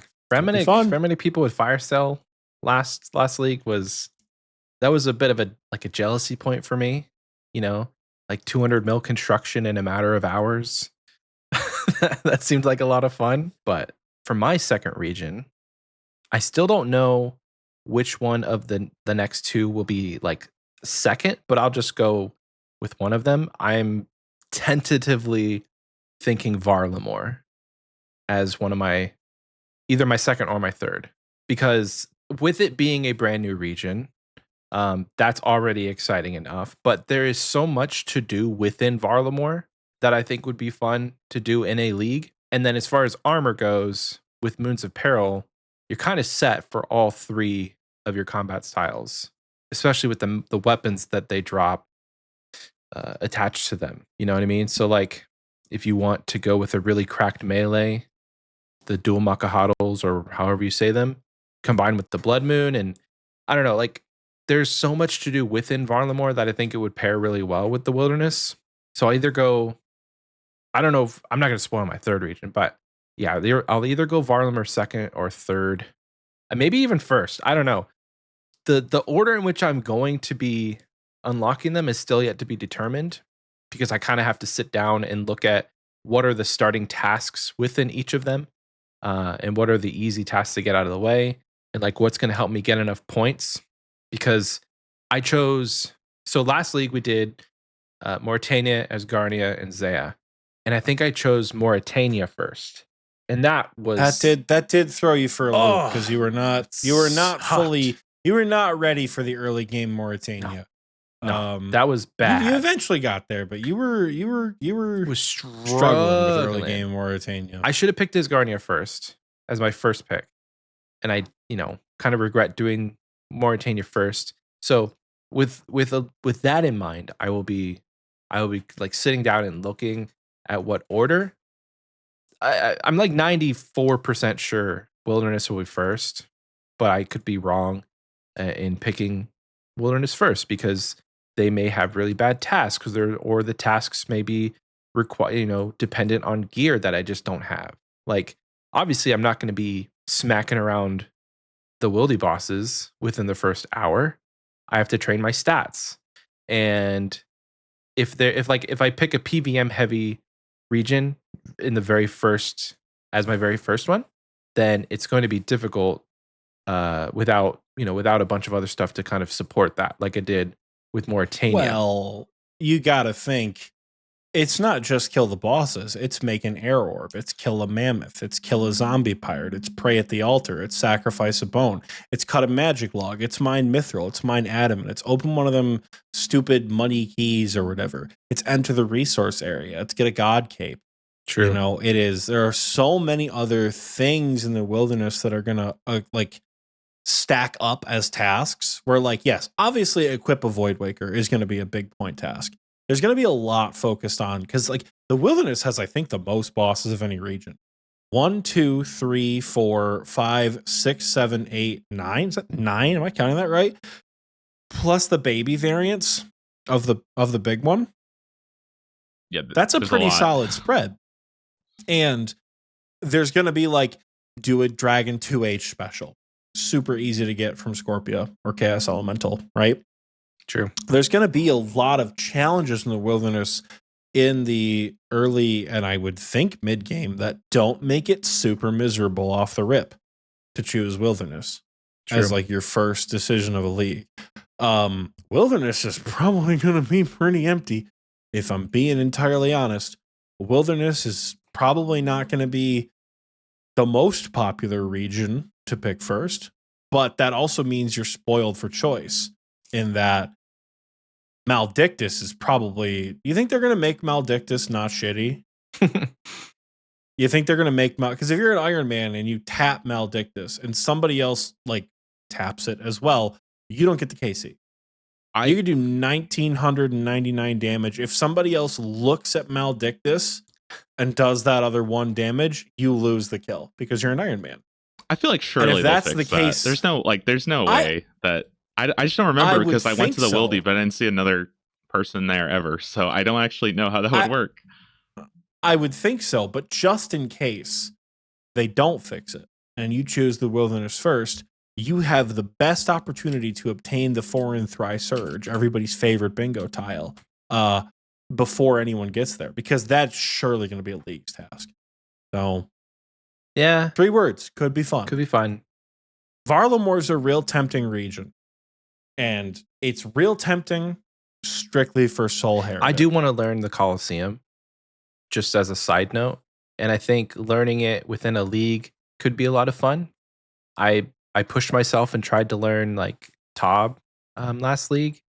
And that was dependent on a team, which kind of in some cases felt bad, like wanting to learn group content, but not always having a group to go. So like setting a goal for myself to learn how to do the Colosseum, or at least understand the Colosseum more than I do, feels a bit better now because it's solo content. Now, will I be going gung-ho for the Echo Soul? I don't know. That's yet to be seen. It'd be fun for you to try. It would. I think if you can get yourself a quiver in leagues, that'd go pretty crazy. Yeah. You got a quiver. As a mage build, though, is it possible? I know you can do like mage-only Colosseum. Oh, yeah. You'll beat the shit out of the Colosseum. Soul, you're probably going to need a melee weapon for. But if you're doing Perilous Moons, you're going in with full Blood Moon. And if you choose Banker's Note, you go in full Blood Moon Banker's Note, because that's where Last Recall isn't helpful in an instance. And particularly at Colosseum, where it's like I don't care. I'll just eat. That's true. I'll just out-eat it. I'll out-eat it. I'll out-anti-venom it. You can't kill me in a way that matters in here. Because I'm like a guardian from Destiny. I'll just respawn right there behind the pillars. Nothing you can do about it, right? I think with the maracas in particular, you're looking pretty good for the soul fight. And if you really want to slap your dick on the table for the soul fight, you learn Vardorvis. You get in that bitch Soul Reaper's with axe? a Soul Reaper axe. Yeah. Oh God. I feel like Vardorvis you're also going to get some half decent. pretty. Like the Voidwaker is probably not a terrible melee weapon to use. Yes, it is a magic-based special attack, but like it's still a melee weapon. What do we think about the KBD Echo weapon in the Colosseum? Oh shit, I forgot about that. It's probably the going best to be slot great. melee weapon right now, from what I've seen. Pretty So, much it's right, probably right gonna be under the great. side. Like, Do yeah, I choose it's mage really or good. melee? That's the problem. The stats on it are insane. It's like I think it's like 13 higher than the rapier or something. It's quite strong. Yeah. And you're getting the shield is better than an Avernic Defender. It has a lot of melee strength on it too. So allow me to additionally ruin your day. If you really push yourself and you make it like I am going to ascend this season, the reason I'm thinking about Varlamore, I don't think I'm going to go with it because I think it's too heavily focused in the early game for me. But that spear from Soul Heritage, oh baby. If you choose melee relic, you're going to be eaten good with that spear, both metaphorically, because the spear is stupid. You have a special attack that is souls. You ever watched a soul fight? Yeah, a couple times. So you know how he slams the ground and all that dust comes out? That is your special attack. Oh. And it's just area of effect, everything around you, right? But he also drops the gloves that when I say eaten good, it doubles the amount healed. So sharks heal for 40. Oh. That's so if true. you go melee, and you go Coliseum, not only are you setting yourself up to get a quiver when you do have to use range, but you have a shot at 2 disgusting. With how good that is, would I even need a melee relic to be a god with melee? Could I still like? Probably not, but it is a 7-tick weapon. Pretty sure. I think a spear is 5-tick. I guess I'll kind of nerd a little bit. Right now, I think the damage is a little bit on the weaker side, like compared to like the Kopesh from the Wildy, the sword over there. But that's because we just don't know anything about the combat masteries, right? Like if a 5-tick becomes a 2-tick, that spear is absurdly good, right? We just don't, and that's how Scythe works, right? Scythe goes from 5-tick to 2-tick, and that's like an insane bonus. The hard part is, I think, just having to do soul with melee to get the spear to begin with. Like it's easy to say. It's kind of like saying like, oh well, I'll just do TOA with a trident until I get a shadow. It's like, okay, have fun, you know, like it's a little trickier, the actually going through all the steps, and I think that's the only issue I think with Varlamore and Soul is actually having the, like, I guess, strength to do Soul. But I just thought of this, and I'm going to spoil my third pick. I'm going Zaya, so I'm going to be doing Chambers. I can get a Scythe from Chambers, so I would have potentially a Scythe in the Coliseum. Yeah, and if anybody's not sure, you can get all 3 raid weapons now from all 3 raids. They all drop it, and I'm just going to say this, all right? They would be absolutely insane if they made it like 1/3 chance at getting it. I think it's just basically going to be like you're getting like 3 times a mega rare as often, and like the individual rarity of the one you want is exactly as it should be, basically. Like it's just going to be a bonus. It's going to be like a bonus roll at getting a different mega rare from a different region. So that's... Could you imagine with melee relic, you whack that bitch with an Elder Maul? You don't even need a Scythe. Elder Maul, 2-tick maracas. What if I go melee though? I'm literally going mage because of the Void Waker, but I'm thinking in the regions that I'm picking, the Void Waker is still a melee weapon. I know it's a melee weapon, but it has a mage spec. Wait, do you know that the Wilderness weapon has like the Void Waker spec attached to it? Is it still melee based? It's melee based. And it is the melee spec. And it attacks. I think the way it works is it attacks twice. And if any one of those hits, you attack a 3rd time for 100% of your hit. With the lightning. Yeah. Is like, so clean on that thing, too. I think we're going melee. Cool. All right, we switched up one thing. Let's go. That's one down. I love dismantling Michael's plans for leagues. It brings me a level of joy that cannot be understated. It always happens too. So. Oh, it always happens. The biggest reveal last year, Doubleshine. We're sitting in a call together right before Leagues started. We're recording the episode that comes out right before Leagues. And Michael's like, Oxie, I have a confession to make. I'm like, he's going to say he's not playing. He's not playing Leagues. Oh my God, this is going to be terrible. He goes, I'm picking Mauritania. And I damn near fell out of my chair. Because Michael, he had the same, like, I'm going to be a wilderness magician. He had like the same plan last year. And then at the very last second, he's like, fuck it, melee top. Let's do this. And I was like, oh, there's no way. So I finally got to top with Michael. So here's the question then. If I'm picking melee, because I'm pretty sure I'm picking melee, do I even go Zaya? And do I do a 180 and pick Mauritania again as my raid region? I think you definitely want a raid. I would say you definitely want a raid region. I want a raid region. Everybody should get a raid region. No matter what style you pick, you should have a raid. Yes, all 3 mega rares is like. I mean, how could you not pick a raid region this year? It's so cool. I love Chambers. My first love is Chambers, and I could just sit down and do Chambers all day, and I can solo Chambers if it comes down to it, and I can learn to do whatever methods there are for solo Chambers. So that's kind of where my head is at with picking Zaya. Because can you imagine, Michael, me doing solo challenge mode Chambers? What? That'd be kind of sick. It's kind of like what, like, at the end of the day, I think that's why I'm still leaning towards Banker's Note, because I can foresee myself locking myself into a lot of instanced type things once I get out of the wilderness. Like if I grind KBD, I get that weapon, Maybe I do get a Void Waker. Is there really much more bossing that I need to do in the wilderness? Maybe I get an Elysian or whatever other spirit shields.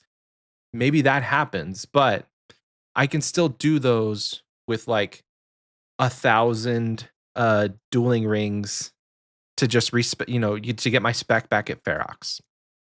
So that's kind of like a budget total recall is having Ferox unlocked and just being able to like not have to make a player owned house. So it's such a hard decision.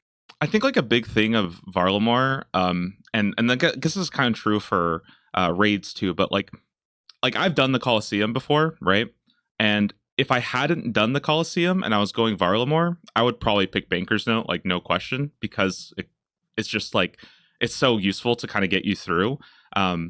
The thing about Varlamore is you only need to get through the waves of the Colosseum one time. So True. like you can try to like you can either just brute force that with Banker's Note, or you can try to like just get lucky. But once you kill Soul a single time, you get access to Echo Soul and you skip the whole waves portion. So like you don't really have to spend that much time doing waves if you're willing to grind out Echo Soul. And by the way, I'm going to tell you this, Soul is my favorite fight in the entire game. I am like, there's no doubt in my mind I will be going to Varlamore at some point during the league season to fight Echo Soul, because that fight is going to be so freaking cool. Like that's another master tier, so right? Cool. It's Grandmaster. That's that's the only Grandmaster. What have I done? Soul is gonna beat the dog shit out of us, and I can't wait. Mm-hmm. So I personally, and this is what tears me up about it, right? I'm gutted about Varlamore. I don't think Varlamore has much of anything on offer in the end game other than Vardorvis and Soul. And I'm optimistic people can change my mind. However, Echo Soul looks so stupid fun. And it is so tempting to get in there. Do it on an alt. And get that spear and get those gloves. I might have to do it on the GIM just because like I need to learn Colosseum. It's the major piece of content other than like Awakened bosses I haven't really dipped my toes into, right? I can say I'm bad at bosses. I've done them. I don't like them. I've truly never done the Colosseum. So I think it could be fun to learn the waves, and particularly the Soul fight, right? Like I've made it through the Inferno. I can get through the waves. No problem. Especially once I get used to the 5-tick cycle, because my issue is I'm so 4-tick everything. And then 5-tick. It's so hard to reprogram that. Like I actually just started using a Fang because it was like an auto metronome for me, basically, where it would like sync up with their attacks. So that's what I did. I was doing the same thing. I was doing the same thing with my Bofa when I was getting my first Infernal Cape. Bofa threw me off so hard. Like, yeah, I couldn't. It's like I heard the click of the Bofa, and then I turned my prayer on. Click of the Bofa, turn my prayer on, and then I don't know why I have such a hard time with it in the Colosseum, because I have all the mega rares when I do Colosseum. So it's like, which is another beautiful thing about having raid regions this season. There's no holdbacks. You're not locked into a particular style if you choose a particular region. You could get all of them. Who cares? Who gives a shit? But I don't think Varlamore, like Moons of Peril, mid-game. Amoxolotl, why? Huecoatl, misery as a solo. Hopefully Huey is not as difficult in a solo, because I could be wrong and there could be a bunch of people massing it, but unless Huecoatl drops, unless the wand is like really, really good with that like incense burner from Kandarin, then Vardorvis is a solo piece of content that like, yippee, Vardorvis. I don't feel like Varlamore has enough. It's another reason why I think doing melee would be kind of cracked, because all of the DT2 bosses drop all the pieces to the axe. So yeah, I could have a Soul Reaper axe in leagues as a melee build. You have to learn Vardorvis, but yes. I don't think I'm scared of Vardorvis as much as I'm scared of like the other ones. I'm scared of Vardorvis. That boss beats the shit out of me. I'm so bad at Vard. I think if you wanted to have a really good time learning, Vardorvis and Soul are they're like the two best melee bosses you could possibly do. They are so fun. Like you will. You're going to come out of the league feeling so much better. If you get a Soul Reaper axe and the fucking Colosseum spear, you're going to be feeling so much better. And I also know you. If you can eat you love eating in combat. I watch you do it all the time because you have that Gordon Ramsay plug-in where every time Michael eats in a raid and I watch his stream, he goes, finally, some delicious food. Every time. He'll drop below 70 HP and be like, gotta top up.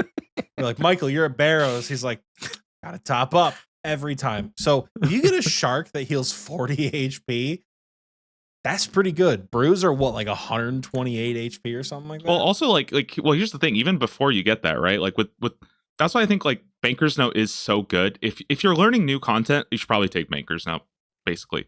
Because what I did was I took 1,000 sharks, 1,000 Karambwans, and then I would just combo eat them. Like that's like 40 right there. It's like, oh, okay. And then what happens? Like, oh, you made another, okay, I'll just take out another 10 sharks, another 10 Karambwans.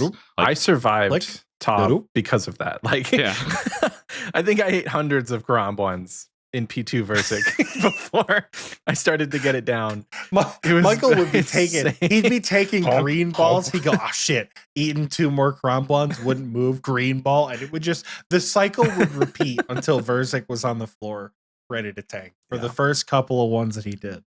All right, boys, third regions. What do you got? Same ones, probably. Because you guys are the same person so far.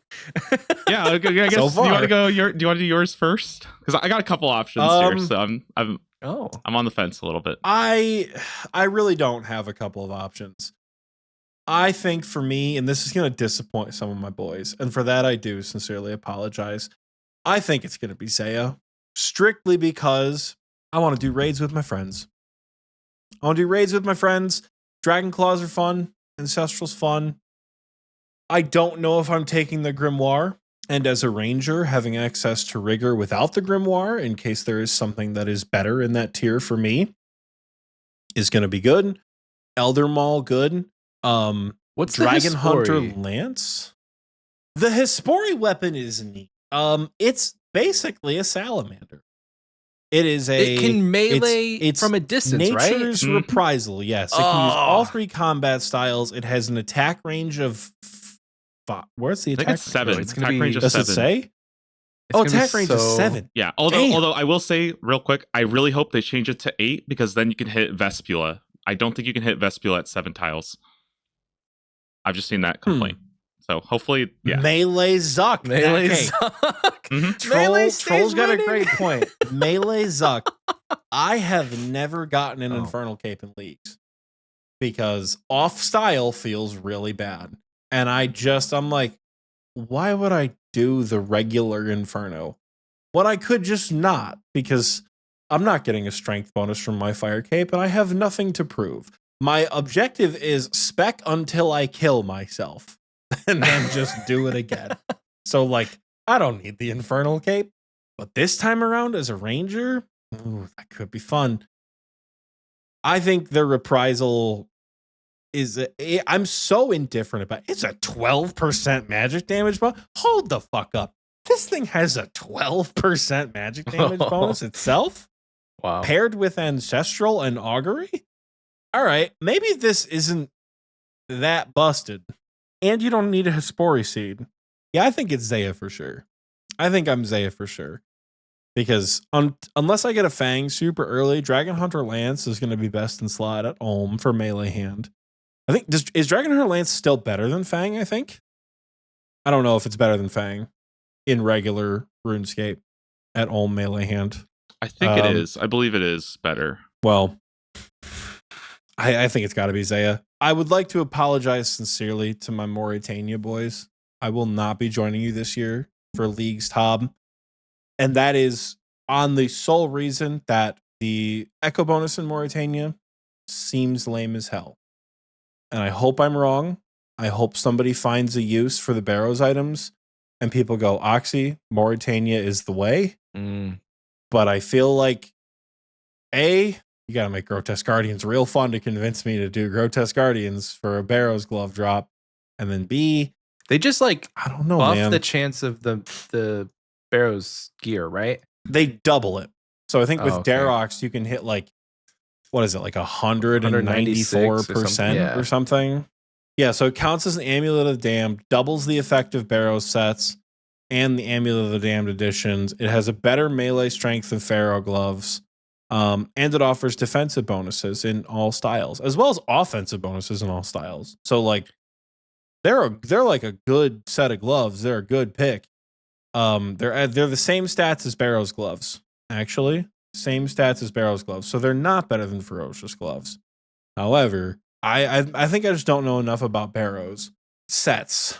It's to really tricky say that because it's not just the Barrow sets, it's also the Amulet of the Damned effect, who like nobody knows that, right? Like nobody knows that. Use the fucking Amulet of the Damned. I ain't never done that. Yeah, so I think like Darox, right? That one's pretty cool. You're doing even more damage, right? That one's always fun. One thing that I'm really kind of keeping my eyes out on is the Arum set, because it actually allows you to autocast Ancients with the Arum staff. And that means if you're pairing that with the Desert, or let's say you just have the Grimoire instead, now you actually have something that can autocast Ancients for Nilo room for magic people. And even if you're not, even if you're a melee person, at least you have something to deal with Nilos, which is always the worst part of TOB. It also does like 15% more magic damage, so that's pretty good. Effectively 15% once the calculations kind of line up.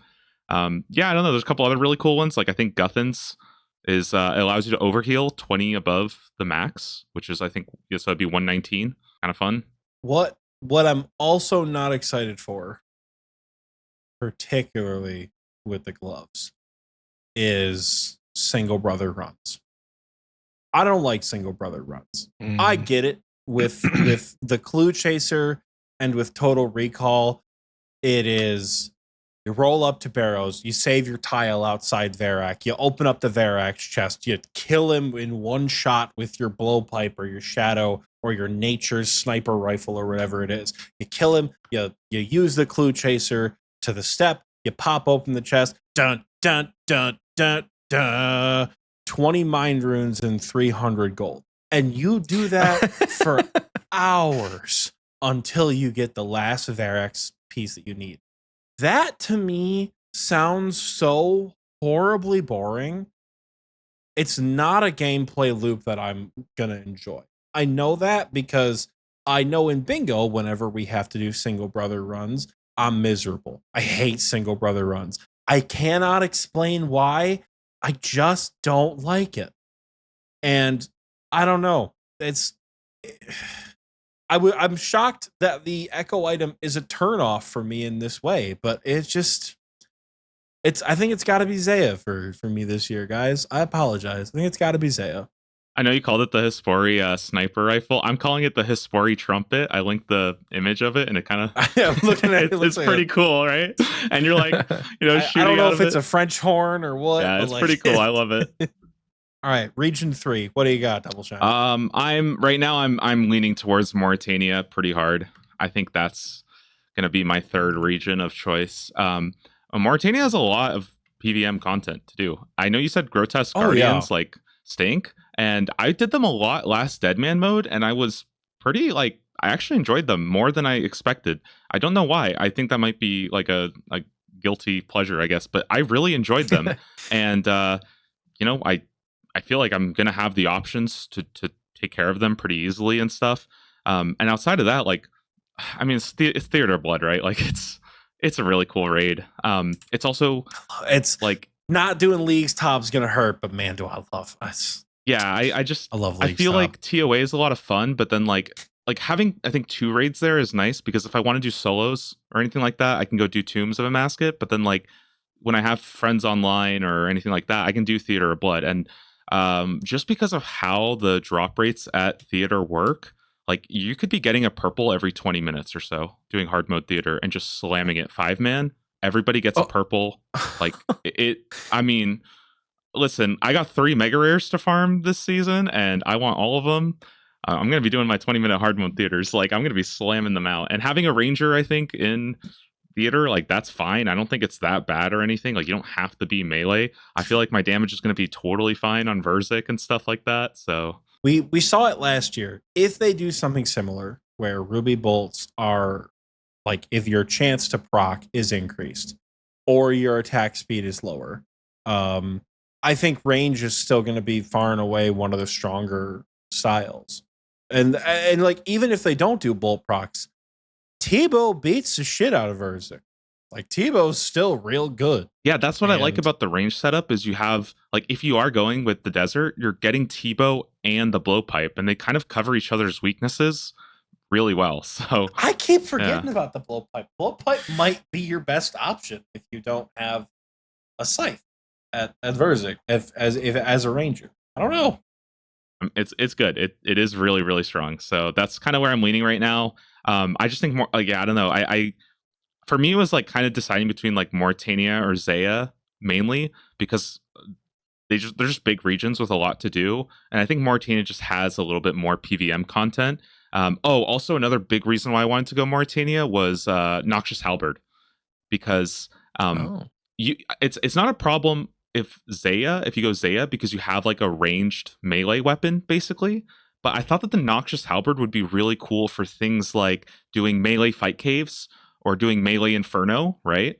True. It is so annoying having to do the Wooks walk with your, like, I'm good on that, okay? Oh. I'm good on that. I want to turn my prayers on and go like make breakfast and just hit majors to death. Like, that's what I want to do. So yeah, that's kind of where I've been looking at those. Yeah, I feel it. I'm on an Araxor kick right now. I was in Toronto this weekend for the Eras tour, and after I made like 8 friendship bracelets, I was done. I didn't have anything left in the tank. So my mom and sister made friendship bracelets for a while. I still got quite a few of them on, because unsurprisingly, I did not give them to any baddies. I'm convinced I'm the only single person in North America. I think I might be the only uncoupled individual in North America. Every single place I went, it was couples and children. I don't understand. I was at a fucking Taylor Swift concert, and I think I may have been the only single person there. It was baffling. So I didn't get to give out any of my slutty friendship bracelets, unfortunately. But I killed like 90 Araxor this weekend. I love that boss so much. And Araxor on like the League's steroids is going to be so much fun, because Araxor, it's not like Zulrah. It doesn't have like a damage cap. So you could just fuck up Araxor real quick, and that's going to be a lot of fun to do. So Araxor in Leagues is going to be fun. Tob is always fun. Barrows is always fun. Nightmare is a boss in the region. I just don't think I can go. I'm not going Mauritania this year. If it happens where I'm the only one of my friends who decides to go Zaya, maybe I'll consider jumping over to Theater of Blood.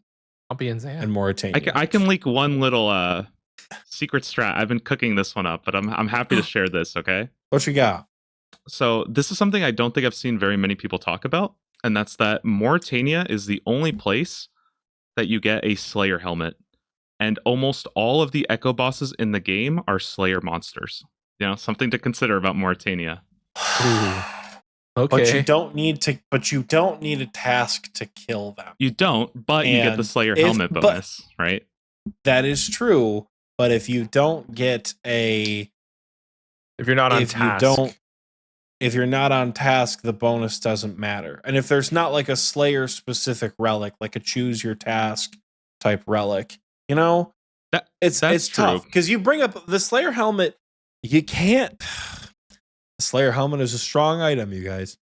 The Slayer helmet is historically one of the big pulls for Mauritania. And everyone forgets about the Black Mask, because you look at the diagram I'm looking at right now with all like the drops and shit. The Black Mask isn't on there because it's not a boss unique. Until we get like one of those like comprehensive images. You guys know the ones I'm talking about. One probably already exists at some point floating out there in the wild. Black Mask is big. Slayer helmet is big. I also think it's not going to be entirely necessary to get some of these Echo uniques on task.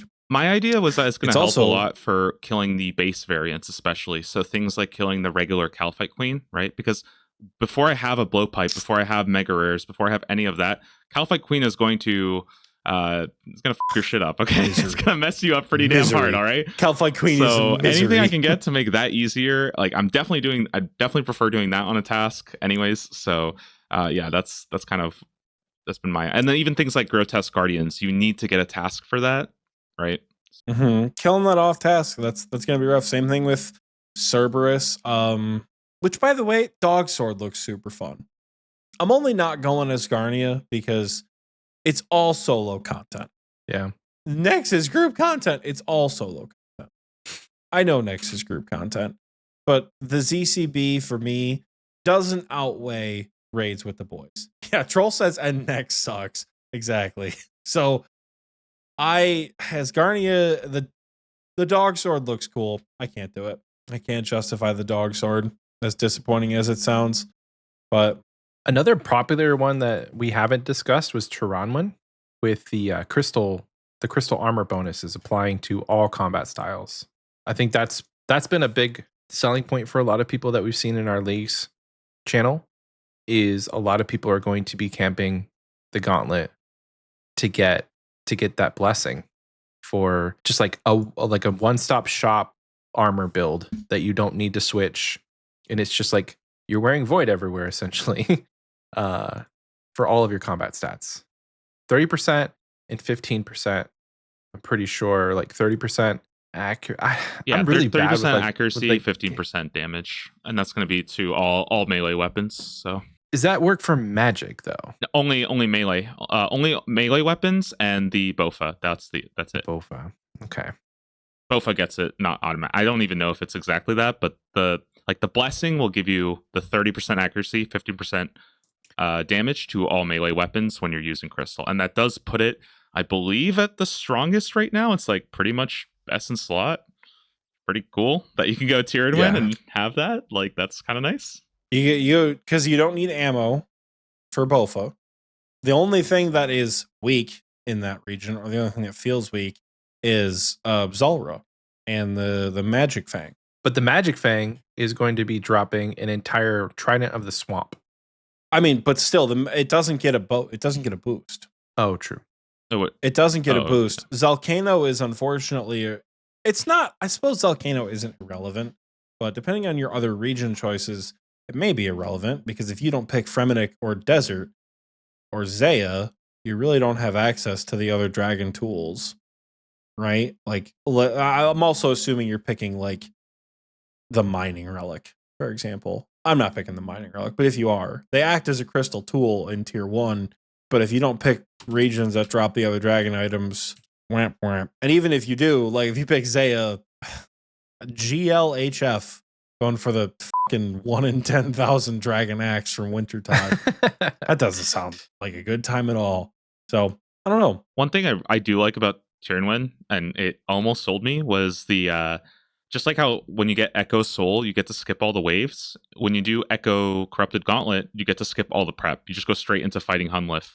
And like, whew, that's pretty huge. Like that's a lot of time saved. It seems like they're dropping you in there with like tier 3 armor too. Like it's because they can create almost like a default fight, right? Your gear doesn't really matter. It's like probably the most like scripted fight in the game where they know exactly what power level you're like going in there with.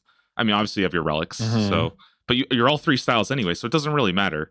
Yeah, I don't know. I just think that's kind of cool to have a very like isolated fight like that. That just seems cool. All right, I have predictions about that boss. I don't know if any of them are founded. It's going to be horrible. I think the Corrupted Hunlif fight is going to be one of the hardest Echo boss fights. I think the Corrupted Hunlif is going to follow you. It's going to follow you around the arena. And it's going to throw off your pathing that you're used to because Hunlif's not going to sit still. Meaning if Hunlif gets close to you, Hunlif is going to melee your ass. Hunlif is going to stomp you if it gets in melee distance. So you have to manage that. And if you corner yourself, Hunlif is going to melee you. So you really have to be careful with pathing. I think Hunlif's floor patterns are going to look totally different. I think the floor patterns are not going to be what we're used to in P1, P2, and P3. It'll be like a rave light show, just all over the place. Yeah, we're gonna get a checkerboard. We're gonna get squares that are pop, pop, pop, pop, pop, like go out. Hunlif's floor is gonna have a wave attack, kind of like the skull skip you can do in TOA, where you can like true tile over that. Maybe it'll be something like that. Hunlift's tornadoes are never going to not be in the arena because fuck you. That's why. When you hit damage thresholds, another one's just going to spawn. Why?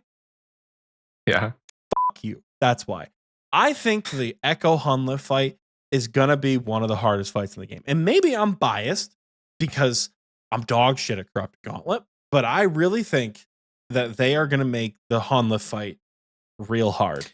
And what sucks, I'm going to interrupt you real quick just to say, and what sucks is it probably won't even translate to real world experience. Like you're going to be really good at the Echo Corrupted Hunlift, but then you're going to go back to the main game and it's going to be like, none of this translates. I still suck at CG.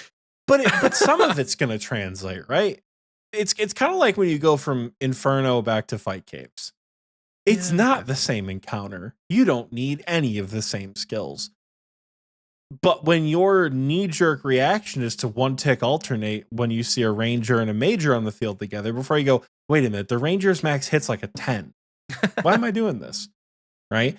You'll have that skill set going forward. I'm interested to see what they do with Hunlift's overhead prayers. Hunlift with Soul Split? Could be fun. Could be terrible. Who knows?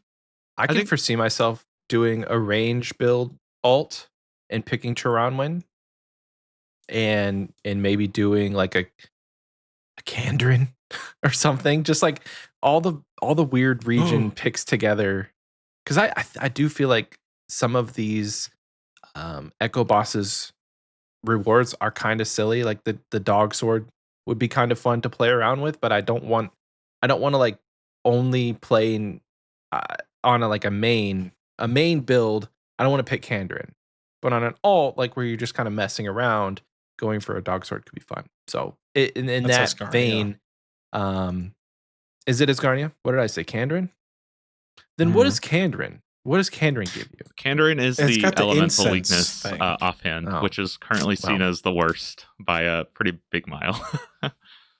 Yeah. So maybe a Kandrin mage build as an alt would be kind of fun then. Surprisingly, okay, so some people are gonna have my head for this, but Kandrin is still like, if you want the top magic damage in the game with Shadow, Kandrin is still the best region for it. Because Tormented Bracelet is 5% and nothing else comes close to it. So like, I'm not saying you should pick Kandrin to do the most magic damage, but it does give you the highest magic potential in the game. So and the elemental weakness. Slot. Yeah, and it gives you the glove slot, and you get the elemental weakness because, like, so here's one thing I found about the elemental weakness, like offhand. It's obviously it's trash when you don't have an elemental weakness, but when you do, you're kind of blowing monsters up, and it like automatically switches to the element, right? I think it just increases whatever element you're using. Oh yeah, it might just automatically cast that. I'm not sure exactly how it works. I saw in the video because it acts as all 4 of the elemental. Right, runes. so there would be no difference as long as you have Wrath runes, you're casting them, right? So yeah. I think it only goes up to wave. Oh, it might go up to wave, yeah. Which is kind of lame, but I feel like you just get around that by having Wrath runes. Yeah, I think so. I don't think you can get Wrath runes outside of Fremennik. You would need Fremennik as well, but Fremennik also offers the jewelry, which is insane. 5% magic damage, 10% on the amulet. Like that combo right there is combined with any raid region for the Shadow. That's the highest magic damage in the game. So Desert, something to look into. Kandrin, Fremennik. Yeah, that would be a cool alt, like mage, like cannon. Yeah, some people are saying like Zaya is a little bit better because you get Ancestral over Virtus, but it's not true. It's not as and you can still get the Shadow. Yeah, and then you get the Shadow from Zaya, which is kind of neat. But I'm just thinking like the Shadow in TOA specifically. Oh yes, is where it is the most cracked. So you're running those 1,000 invo guaranteed. Everybody gets a purple invos. Having a mage build with a Shadow in TOA specifically would be huge. But there's no elemental weaknesses in there, so the instance burner would it would be Kefri is, I believe, and Kefri is, and I think that might be it. I don't know if Calphic Queen has one. Gotcha. Elemental weaknesses for me have been that's a lot of words. Too bad I'm not reading them. Lobster update for me. I really haven't paid much attention. to elemental weakness. Like if it can be killed with magic, I will bring my shadow. That is kind of how I viewed it. Because I'm poor and don't have a harmonized staff. So I kind of saw the like the offhand and elemental weaknesses as a way to shore up I basically, here's the way I think about it. You shouldn't be building like magic for the elemental weakness offhand, but like let's say you're going melee to let's say you go melee Kandarin, right? You get piety. Then you go Tyrannwyn for the crystal set. Zulrah has 50, I think it's 50% fire weakness.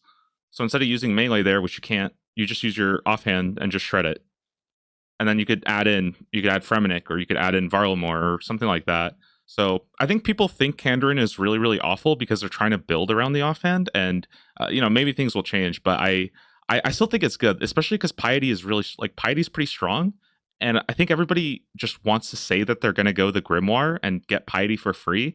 But we have no idea what that's like. We have no idea what that's up against. All right, it's really, really easy to choose grimoire when you're not giving up the other option. Thank you. Yeah. Thank you, because you don't know what else is going to go into your build. Yeah.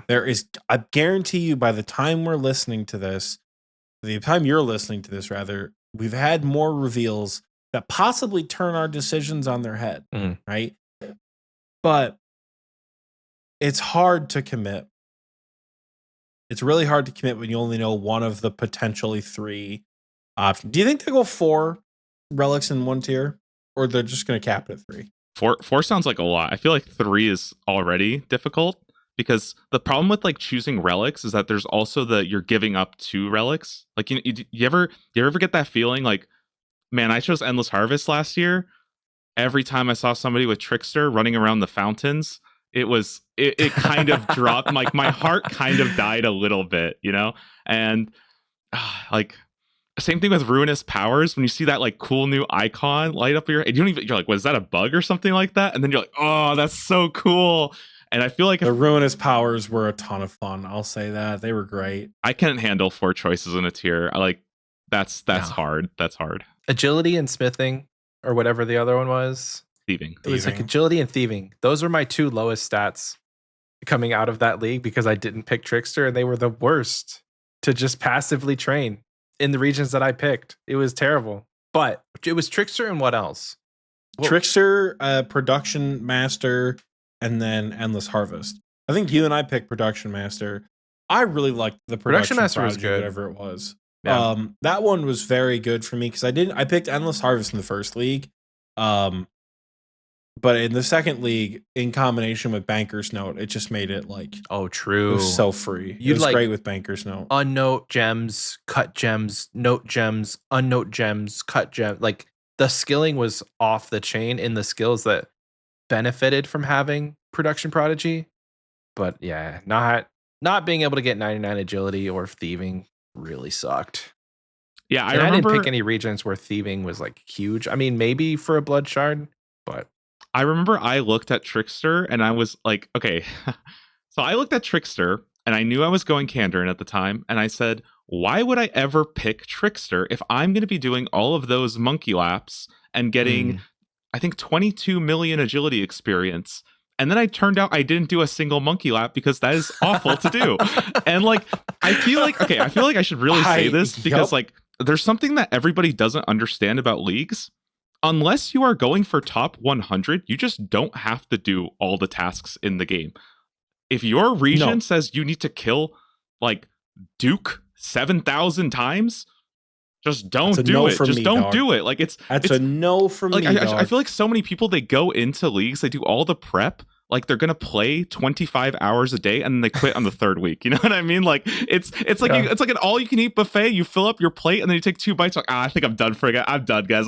It's like you could just skip the bad content. It's okay. Like nobody's gonna. You're okay. Like it's really what turned me away from the desert in the last league, because in leagues prior it had been like kill fucking 500 theater blood for a task, and I'm like, I despise TOA. I'm not doing 500 TOA for that task. I ain't doing that. I can't do Leviathan, period. I'm not doing 1,000 Leviathan. Turns out the KCs have been significantly nerfed, thank God. Especially for raids. Hopefully they keep raids that are trend going down a lot from what I've seen. Yeah, thank God. But yeah, I'm not doing all that. I'm not doing Pyramid Plunder a million times. I'm not doing Temporos a million times. I ain't doing But you all are that. picking the desert. I want to remind you. Well, I'm picking the desert because of the Drygore blowpipe. You're picking the desert. The whole region for one item. Yes. Yeah, and then you just go picking the whole Zaya, region. just go raid instead. Like, that's awesome. You got 3 mega well- rares to get from chambers. Like, get grinding. Well, I'm not gonna lie. The dopamine rush from a guaranteed purple with the boys is gonna be fun. The dopamine rush from everybody going in, the majors with their shadows, and the rangers with their blowpipes and T-bows, and the meleeers who chose desert for some reason. It's gonna be fun. Hey, it drops it's gonna the be scythe. a lot of why fun. would you not go desert? You get Fang and Scythe from one region. That's pretty good if you ask true. me. But Scythe bad at Teo. Question. Scythe without blood, vials of blood. What are they doing about that? Do we have just blood runes? blood runes. Just blood runes. runes. Okay. Cool. Yeah. So I think I'm going to have fun, and I think that's my big goal, is to have fun. I got real bad burn during the last league. I was clawing tooth and nail to get Rune Cup. Same. I ain't doing all that Dragon Cup shit. I don't want to. I have a career and I want to play other video games. I just maxed. I want to play other video games and just not, get Dragon Cup. If I get addicted, sure, but yeah, good advice for the boys. Have fun in leagues, please. Please have fun. I have a question about specifically the raids. So Toa and Tob are getting love. What does that mean for chambers? Because I know there are mechanics already in the game where you can get multiple purples, but what does that look like in a league? Do we know? So you could already get multiple purples in chambers. Chambers there, you could get multiple purples, and I think if you were doing like I was doing like 5-man or 6-man challenge modes, and you were getting like 4 purples per run. It was pretty cool. Yeah. The only thing about chambers that I'm a little bit hesitant about is that Twisted Bow on average took a lot longer to get than a Scythe and a Shadow, because they print them out like really, really fast. I kind of wonder if they could like normalize the rates a little bit, because otherwise I feel like it's going to feel weird if you're like farming TOB just because it just faster, like more purples, they're just coming out faster. If the drop more rate, purples and technically a better chance of a T-bow, right? well, I don't know what that's the thing. I just don't know what the drop rates look like. They said that they're going to be pretty generous, but I mean, that can mean a lot of things, right? Like, I'm just curious if like Chambers of Xeric ends up having like a problem where it's just the hardest to get the purples because there's so many other items on the table. That's going to feel really bad if we do pick the Grimoire and then you're just rolling dexes and arcanes. Again, that's why you can't commit. I'm not because gonna if you're going chambers because you want to have fun raiding as a demigod with the boys, it is guaranteed that you get dex and augury. Guaranteed.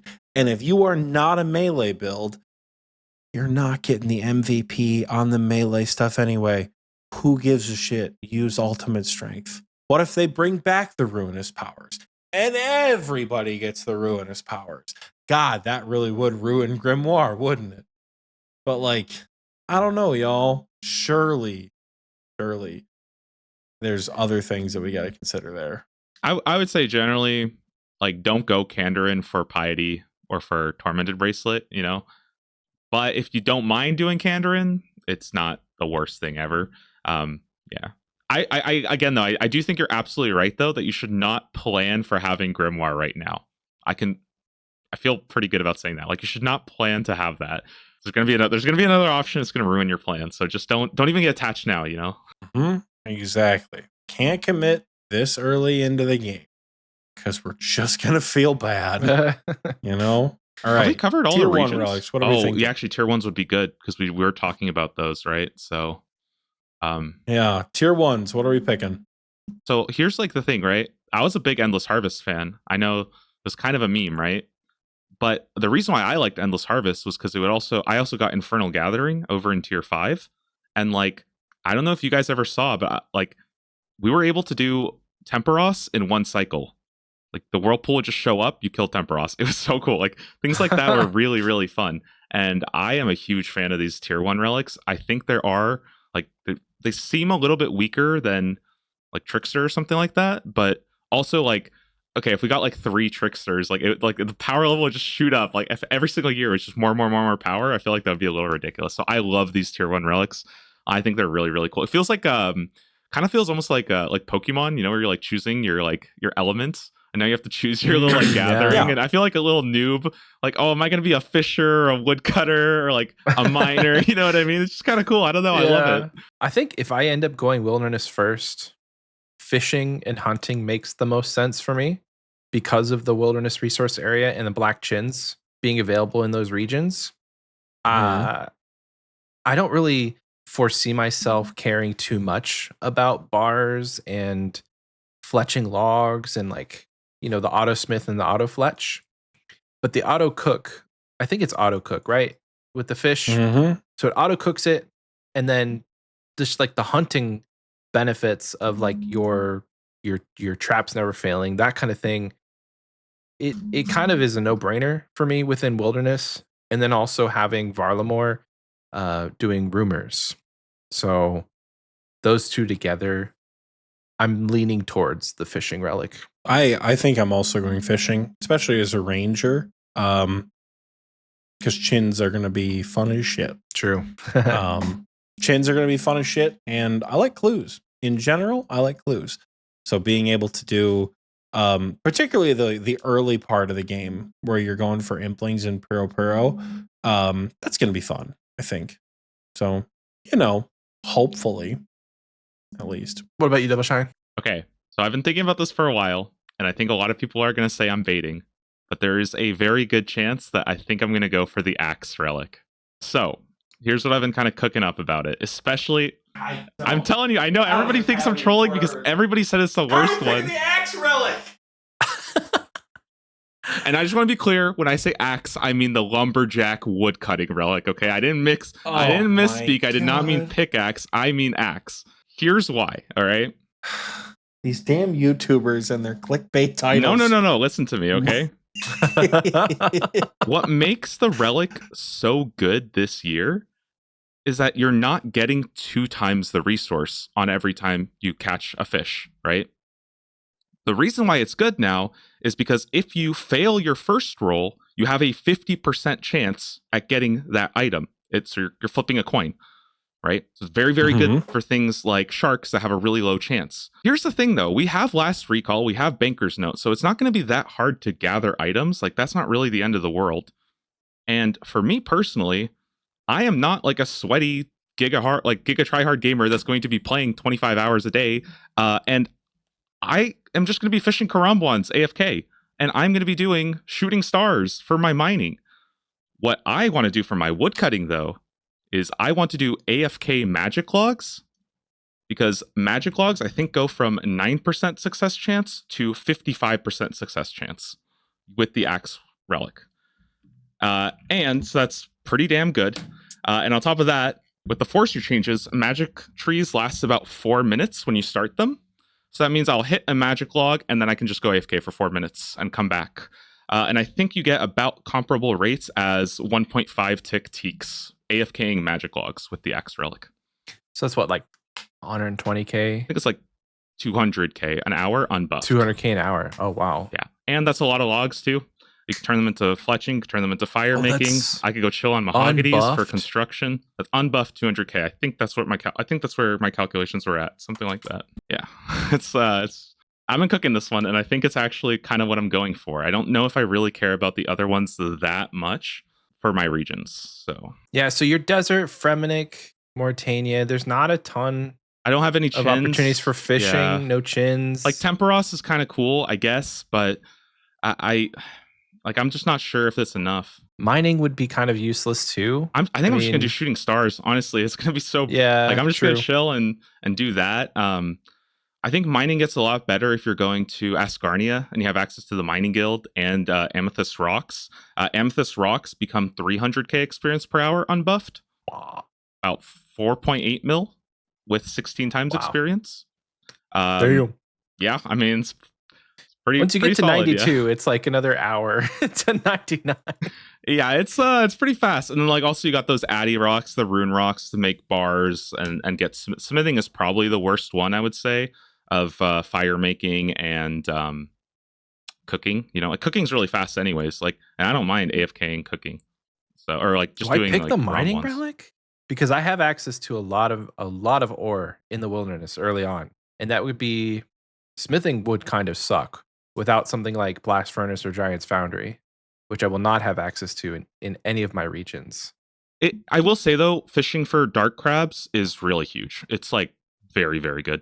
And also one thing about the real strength of the fishing relic is it's not actually that you get to catch fish. It's that you get to put yourself at Karambwans when you go to bed and you get 25 minutes of AFK fish. Like that's the real power of it. It's like a night chore That's that true. you get to do. It is an absolutely goated relic for work for Yeah. me, because I'm going to have a lot of documentation to do throughout the time of leagues at work, and having the ability to play without focusing feels good. You know, True. I think that's all I'm going to need. I'm going to say we've made fun of Michael for you putting his plans in shambles, but man, you're making Lumberjack not sound too bad. I think it's just that there are good AFK options for fishing and mining, right? And like even if you take the mining relic, okay, now instead of clicking every 1 second, you're clicking every 5 seconds. Like, you're really that excited about that? No, you're gonna be doing shooting stars.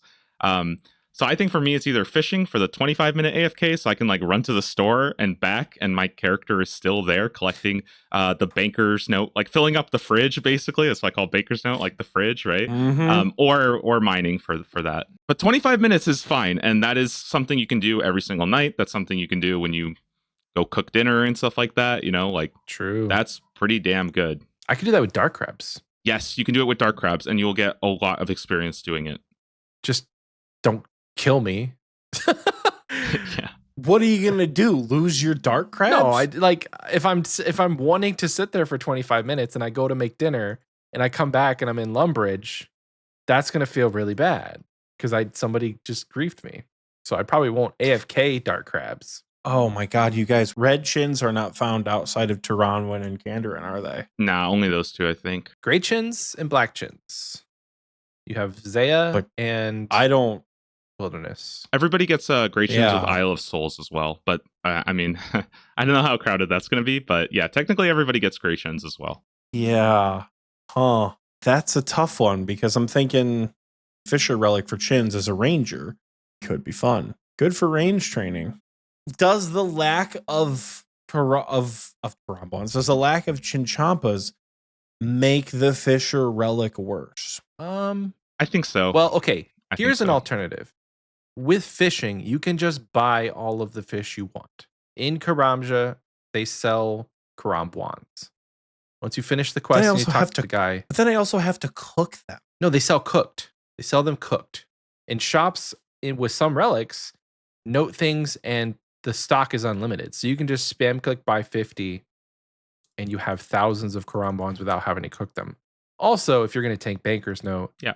cooking Karambwans is not a chore. Even So- buying them with Banker's Notes, you don't even need really the noted feature. You'll just buy, note them, buy, noted, buy. True. Like it's not going to take you that long to buy like 1,000 Karambwans, and that gets you like pretty close to 99 cooking, right? So Yeah. So it's the fishing relic is not needed for food. It would mainly just be the XP, and then also for me in the wilderness, it would be for the black chins. Black chins for you would be very good in the wilderness. Did they make it so that in leagues, chins, if you get PK, don't run away? I don't know about that one. I've also thought about this, like, okay, so you know how a lot of people are going wildy this year? Okay. I'm not saying I have insider information, but there is a part of me that is secretly hoping that like some PvP clan just shows up and they just lock down a certain area of the wilderness and just nonstop for like 3 weeks straight, just hit every single person for no reason at all. I don't like. It would be so troll, but I don't know what Jagex could do about it, right? Like, how are you going to ban them for doing that? Like, if they Is just that block you griefing down? though? It feels like griefing, but like, what if they just say they're doing their black Yeah, it feels like you're shiz? ruining somebody's league. You know, that seems like a pretty shitty Yeah, it way sounds to ruin awful, someone's but league. I'm like a little terrified, just a little bit. I'm not going wilderness, so that ain't my cross to bear. I've heard that the power miner relic paired with golden god's gonna be pretty sick. Because of alking, all The the rune unlimited stuff you bars, make. and then the alking, and then the prayer. You're training. It's like 4 skills you're training between those two, which is pretty nice. I think you guys might But be what I'm underestimating interested how much money you get from Golden God. If you get Golden God, you won't need a lot of cash from smithing.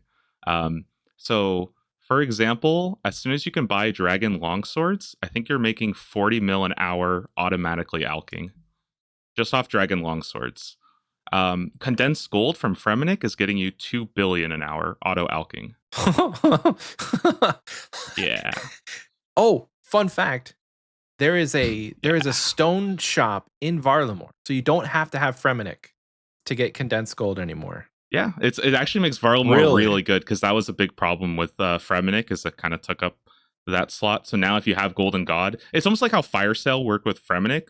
Well, now you get Golden God and you can go Fremennik or Varlamore and still get access to that. But like honestly, like 40 mil an hour from Dragon Longs, I think I'm okay with that. Like, buy like a stack of 1,000 eventually and just sit there and just slowly work through them. You'll be okay on cash.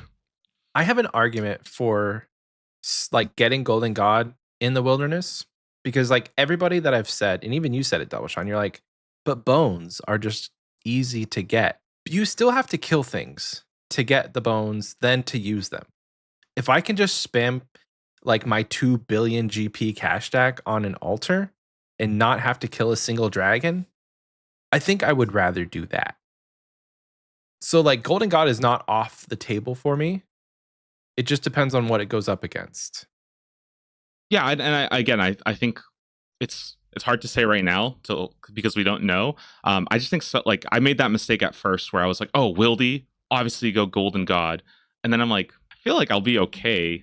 Like I think don't some of the bosses drop like noted dragon bones, or am I tripping? Yeah, they do. They do. It's gonna take a while. But the thing about it is, Golden God, the prayer is irrelevant if you don't have the wilderness.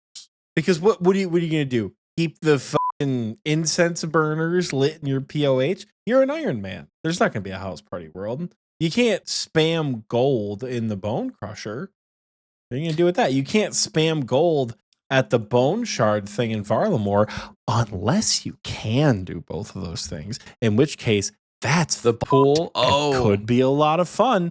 But you, as an Iron, if you pick literally any other region besides Wilderness with Golden God, it becomes a hassle because now you're responsible for keeping the incense burners lit in your own POH, assuming you have the regions to get the gilded altar. So I might change your opinion on that, because it's probably better than you think. So first off, everybody does get access to some kind of player-owned house, even if you don't have the like Fremennik or whatever, right? So let's see. This is, I think, Mahogany Altar, with 0 burnt, you're still getting 150%. With 2 burnt, you're getting 250%. Throw that all away for a second and just realize that when you use your gold stack on the altar, you're just AFK sacrificing. It's not a spam click. You just click it and you can go leave for 5 minutes and just watch your prayer tick up like you're sacrificing dragon bones. So, yeah, might change your mind there. Okay. Maybe not as useless, I suppose, when you word it like that. And think about how fast prayer is. Just sit in your house for 5 minutes and like just watch go watch a show for a little bit, and like in an hour you'll come back and you have like 10 mil prayer. Like you'll be okay. That could work. You don't need to leave the house to restock prayer either, because it is stackable. And gold also again solves construction, things like that. Like it solves construction. You can buy ore, you can buy fish, like we mentioned earlier. You can't buy logs. Big plus for X over there. You can't buy logs. So it's gonna be lumberjack as the sleeper. I'm telling relic, you, guys. I think more people would want lumberjack than they know right now. Because Because when you pick, If like, you're again, right- people are going to pick the mining relic and they're just going to go do shooting stars anyways. I guarantee it. That's true. That's very true. My solution is to just not train mining in That's leagues. fine too. Hey. I'm here to have fun, not train mining. I say doing my second post max 99 agility activity this episode. I'm now running the Colossal Worm agility course with Michael. He's chasing me. I am chasing him. And I think I've already gotten the tick perfect time on both courses. So Wow. I'm good. I'm just here for termites. Here's a wacky plan. What if I went Wilderness and Golden God and I got myself like 2 billion GP and I just went for rank 1 prayer within the first couple days? You're not going to like that. Because unless you hit 200 mil first, That's what I'm saying. someone I'll get is going to 200 be mil. more dedicated. How long would that take, do you think? I feel like you're underestimating how long it's going to take to get 200 mil prayer without the 16 times XP multiplier. Yeah. Because if that's you true. just send that, you're looking at a longer grind than what you're thinking, because you're assuming you already have the highest tier of XP multiplier, but you don't. Very true. So I wouldn't do that. But Doubleshine, are you gonna have a this is your first 1,000 points video again? Because I need that. Yeah, there's definitely going to be a day one. Sweet. Okay, cool. I'm gonna have you in my headphones. What- My what about first it do we think 1,000 is going to points. change? Okay, so I think they're gonna redo some of the starter tasks for sure, which I think would be kind of interesting to change things up a little bit. Other than that, I think that this is like the hard part, because I don't know if I want to make like 9 different versions of this, but I feel like your tier 1 relic actually does matter. So I think I might have like a subsection of like, if this is your thing, go do these like 4 woodcutting tasks. You know what I mean? And I think that could be a little bit more interesting. And then the teleport relics, I don't even want to like start thinking about how weird that's gonna be to get around. Like, I almost just want to like turn my brain off and just say like, just walk here. You're like, at this point, you are not developed enough in League's memory to understand how to use your clue compass to like go here and then this stash. Like, I don't know. Maybe I'll sit and plan it out, but it feels like it's gonna be so complicated getting that all solved. Can't wait for the people on RuneLight to add that as a mini map feature, where like you just have all of the clue stashes pop up and it is just, your map is covered. So they mentioned the Wizard's Tower Lesser Demon, which also reminded me of the potato tree. What is Yeah. an incredibly toxic day one The task cues, bro. that people are going to be lining up to do? What's a new task that we think people are going to be doing? What comes to mind for me, I don't know if it's a good task or not. You know, the what's it called? The cow pen just north of Farmer Fred's house. Not the one where you go for the clue step. The one that's just like a square cage full of cows. It's going to be kill the farmer in that pen. Oh. Because only one of them spawns. Oh no. And you're going to have people fighting over that farmer all morning. It's like the long. golem in Volcano. Like, you guys are just machine gunning the golem, hoping you get the most damage. But he only has 2 HP. I think in truth that is going to be the most toxic. I have a pretty good one that I think is going to be a lot of fun. Okay, there's a new boss that's been added to Mistalin, and that is Scurious, which is a public instance that you can go do, and there will 100% be a task about it. So there's a very real chance that after the stronghold, you run with 2,000 other people and just punch down Scurious in a public instance, and it gives you a kill credit. You know what I mean? Like, and I don't know, man. That sounds kind of fun. As an Iron Man in a public instance, I don't think you get kill credit. Did they fix that? Like, again, I have no idea how it works, but that would be the coolest like hour 1 strat ever. Is you just go with everybody and you just try to kill this little rat. Like, you're just punching it to death. Maybe you got like a Draymond staff and you're just doing you're just sending everything to try to kill it. If you do get it, but you don't get any loot, That's funnier than shit. Yeah, who You cares? just like Avengers assemble. And the one person beat who the does rat get to it, you death. know, like or maybe because if it gives it to like MVP, you'll have like one person walk out of there with like a all spine. Iron Yeah. Men. Oh, true. All Yeah. Iron So it Men. would just be No completely. loot. And the best part about it is no overhead prayers. So you just get the shit beat out of you. Like, I don't know. As funny as that would be, that seems like you got to rally. Well, the think boys. about You it. Like say, if you "All get right, like we're logging 500 into this world, like 500 people just trying. That's on you. You heard it. I can here do it. first, I folks. can do it. Doubleshine says, pick a US Westworld, log in with him, and as soon as you guys run Stronghold, everybody go to Varrock and just start fucking wailing on. Yeah, we're not doing Theater of Blood. We're doing the Scurrious raid. No overhead prayers, no main hand weapons, just fancy boots and a prayer. Just beating the shit out of it.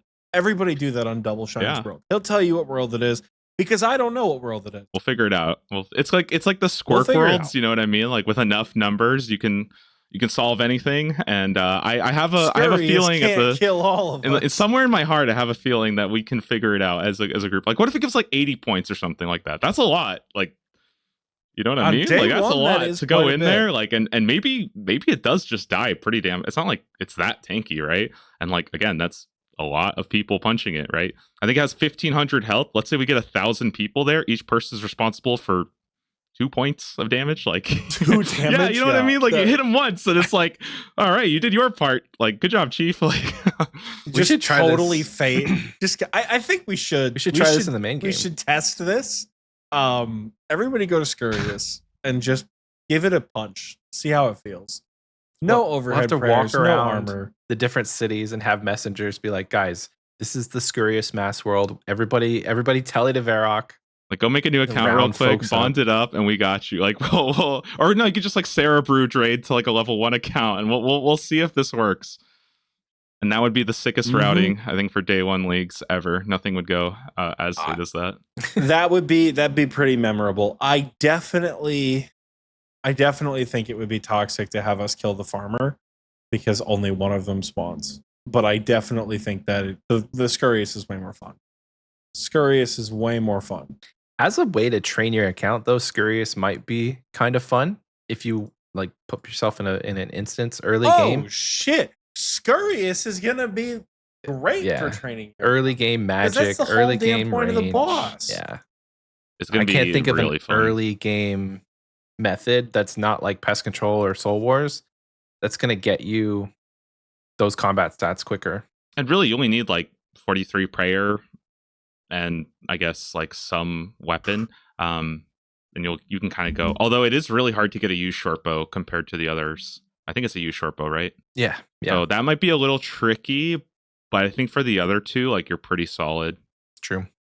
I'm kind of stoked about Asgarnia in general because for the first time it seems like the bosses in Asgarnia don't totally suck. Mainly, yes, the bosses are still terrible, but Tormented Demons. Oh, Tormented Demons are Mistalin now. They're default for everybody. What did I say? You said Asgarnia. Did I say Asgarnia? I meant Mistalin. Tormented Demons. Is While Gothic Sleeps going to be an auto unlock? Surely, I think the way it's going to work is just like the Desert Treasure 2 bosses. You will have access to them, but it doesn't autocomplete Desert Treasure 2. It just basically removes the restriction and you can go and do them. Otherwise, While Gothic Sleeps would, oddly enough, it would actually nerf Kandarin more because it would take out some of the quests that give you experience there. So I thought that was kind of funny. But also it would move like Leviathan to Mistalin, which would be kind of weird. So yeah, I think it's just going to be quest is still there. What makes While Gothic Sleeps putting Leviathan? You don't go to the Abyss in While Gothic Sleeps, do you? I think the Temple of the Eye is a requirement for While Gothic Sleeps. Is it? I don't know. But I mean, shit. An Emberlight drop? That's pretty good. Burning Claws? That's pretty good. Access to all the Demon Bane weapons? That's pretty good. That's actually, I think a Demon Banes are huge. Mistalin finally gets items that are worth it. Yes, I know it has the Infernal Cape.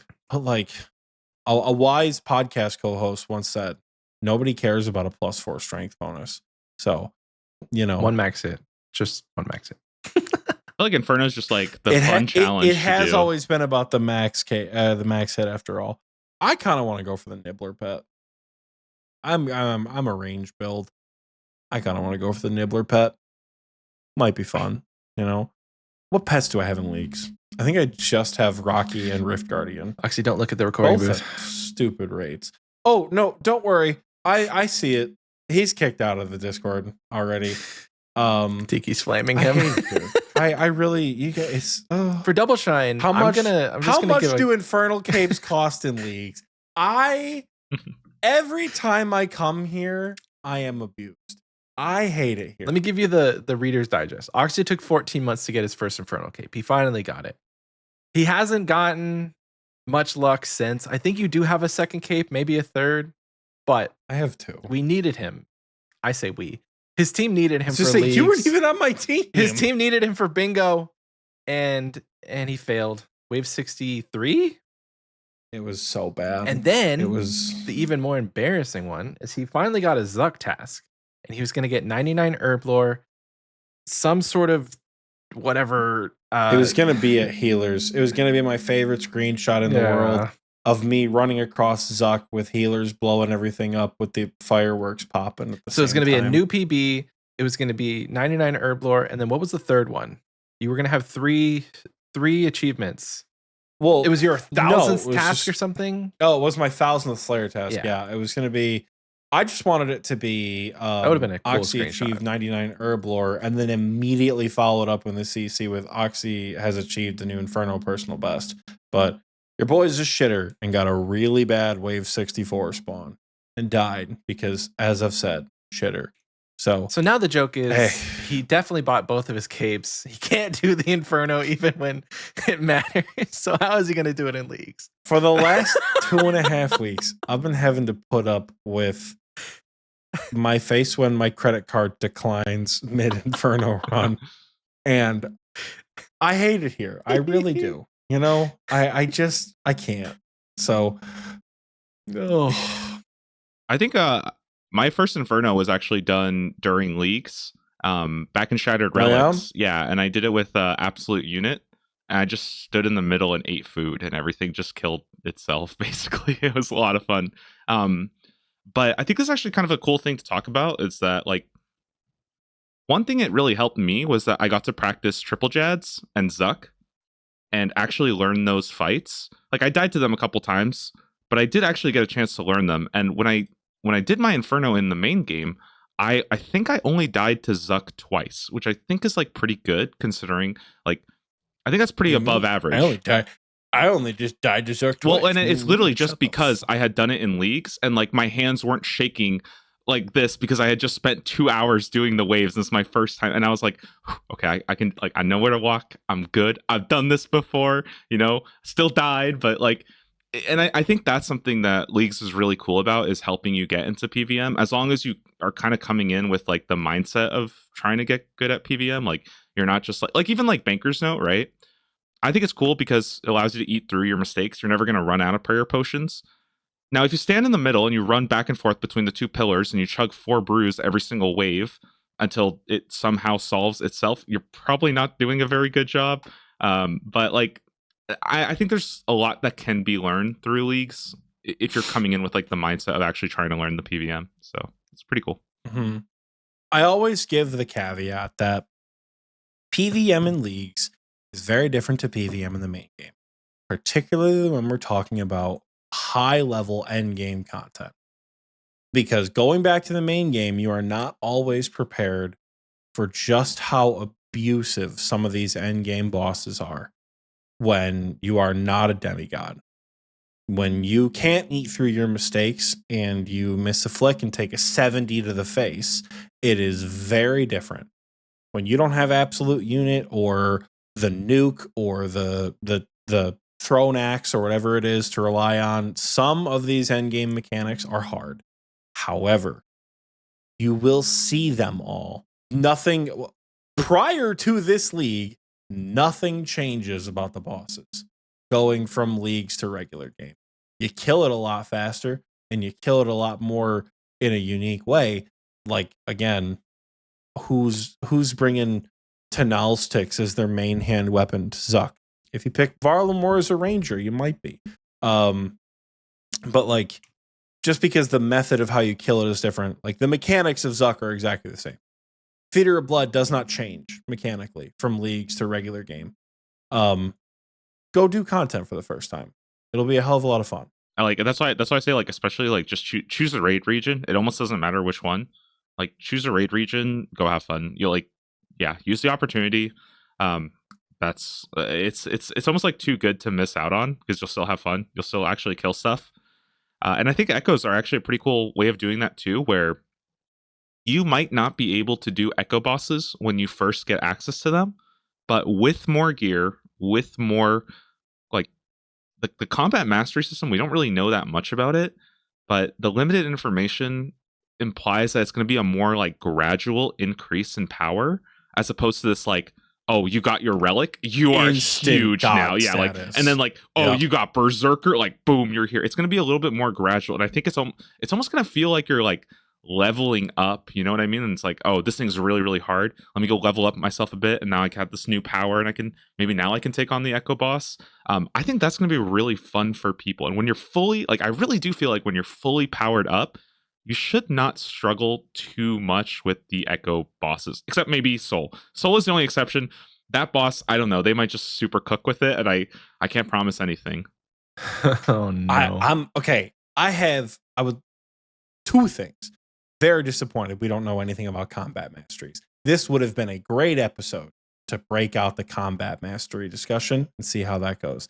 Disappointing we can't talk about that today with concrete evidence. I got a tinfoil hat theory. Right? Let's hear it. I love them. I need you guys to hear me out. These Echo bosses are a way for them to introduce hard mode variants into the main game. Do you guys know about the portal thing in RS3? Some RS3 player, please correct me in the Xpwaste chat. To my knowledge, there is like a bossing hub that allows you to go to a lot of bosses in RS3, but you can do them at like different difficulties. Mainly with like Dagannoth Kings, for example, the respawn time is like 9 seconds. It's like Sarachnis level respawn speed instead of DK's level respawn speed. I think these Echo bosses are a way for them to test the waters about what hard mode variants of old bosses could look like. You know, obviously with some of them, Soul, that's just a f you. Cerberus, they're not going to change Cerberus, right? Hellfight Queen and DKs. Cerberus is actually a are very master old. rank boss. It's along with Really? DKs, Cerb, and Hunlift. Those are the three master ones. And you cooked up some pretty crazy stuff for Hunlift, okay? You cooked up some pretty ridiculous stuff for Dagannoth Kings. You want me to cook up? So you gotta start you want cooking me to up, cook all up right? some I could cook. Let's go Look, I could cook up 27 crazy ghosts shit. instead of 3, all right? Just rapid fire them like it's Leviathan in cook the up- back, you know? Like, I could cook up crazy shit for all these bosses. Cerberus is gonna have a lava pool, like it's gonna go grr, and it's gonna be like the poison splat at Ulm, where now there's lava all over the place. When Cerberus sends the ghosts out, they're actually gonna double it. So you have to like mage, range, mage, melee, range, melee, melee, mage, and you have to flick your prayers really quickly, or you're just gonna get fucked, right? Maybe Cerberus's head splits off, and you gotta fight 3 dogs at the same time. I don't know what they're gonna break out for these, but for some of them, I'm thinking maybe they're a way to sort of test the waters. How do the players feel about some of these bosses getting reworked? KBD. What could a fun KBD fight look like 23 years later? Who knows? So it's a tinfoil hat theory. I don't know how much ground it has to stand on, but it'd be fun. I think that would be so much fun. Yeah. There are bosses that need it. Thermi, Kraken, some of the old Slayer bosses, they need to be harder. So I'm interested to see what they do for Thermi. We haven't really talked about Thermi because Kandrin, but a hard Thermi's mode- going to have a status Thermi- effect. Surely Thermi is going to apply some sort of status effect to you, or it's going to be like the smog in the Echo Thermy's lair is too powerful and not even your Slayer helmet can stop it. So you just take like every 5 ticks. Here's a 2. Here's a 3. Here's Chip a 2. damage isn't Here's fun, a 3. though. I think they're going for fun. But you're and on a hard. timer. It's what's hard about it is you're on a timer. You better hurry up and kill the boss, bitch, or you are gonna die to the smoke. Right? It's that kind of like, oh, now there's a pressure applied to Thermy. Thermy is sit back with auto retaliate on and walk away. Right? If there's a time gated pressure, if Thermy charges up event thing and then pushes out a wave like a nuclear shock blast, and you need to be on the one tile the shock blast doesn't hit, or you get hit for a 60 and you get pushed back and it removes your smoke protection for 2 ticks. That'd be cool. I think that's a way harder Slayer boss fight. I think that's actually like the redemption super right like now. bland ones, like KBD and Thermy and like I guess Calfight Queen, like just those really like bare bones ones. There's only so many mechanics you can add to the Hunlif or to Soul, right? Something like the KBD or Thermy, it's almost like they literally said we're just adding a new boss here. It could have any mechanics in the game, and like that's I don't know, just having like KBD a blind boss. Yeah, that's just it's so cool to me. Just think of like you just have a boss that you have no idea what you're stepping into, and you're just gonna have to figure out its mechanics blind on the spot. Have fun. If you get it, and you get a super sick weapon when you do it. Like KBD can fly. You know how you know how that would be? You get through the first half of the KBD fight after it's launching fireballs and shooting poison trails out at you and making the floor ice that you get frozen on for 10 ticks at a time. And also its melee hits through prayer. Fuck you. You get through the first 75% of the fight and the KBD roars to life and jumps up off the ground and starts flapping his wings, doing the same attacks. Your Dragon Hunter Lance doesn't work anymore. Your Scythe doesn't work anymore. Now you got to bring a gear switch, which is less food than you can do so much for Echo Therm. I want to see for Echo KBD. Oh my god! I want to see a dragon actually fly in combat, like a multi-phase like Calfight Queen. They already have the animation from Dragon Slayer 2. Yeah, they could just literally bring that. Honestly, they could just bring that Galvek fight, I think, and make that KBD, and I think it would honestly boost the wildy like tenfold. Just having a really cool fight like that. Maybe not as bad with like the instead like of waves, it's fire waves, like from the lava, like lava waves that go across the encounter. Yeah, or almost like straight up like I remember I didn't play much, but I remember like the Queen Black Dragon in RS3. That was like a really cool fight. I would just love to see like just that ported in as KBD. Like that could be fun. And I don't know. To me, I totally agree with you though. I really wish that Leagues is sort of like a learning experience, and I love when things are new to Leagues that get kind of like brought in. I think I even saw some of the mods talking about it where they were like, we're a little bit worried that we're gonna make these bosses so fun that when you go back to the main game, you will never want to touch these bosses again. Like it's gonna feel unplayable doing a boss like Calfight Queen after you check out its echo form. Calfight Queen already feels kind of unplayable. Yeah, exactly. So like that's a bold statement. I'm very excited for what they're gonna do with these echo bosses, man. I don't know what Hespori's gonna do.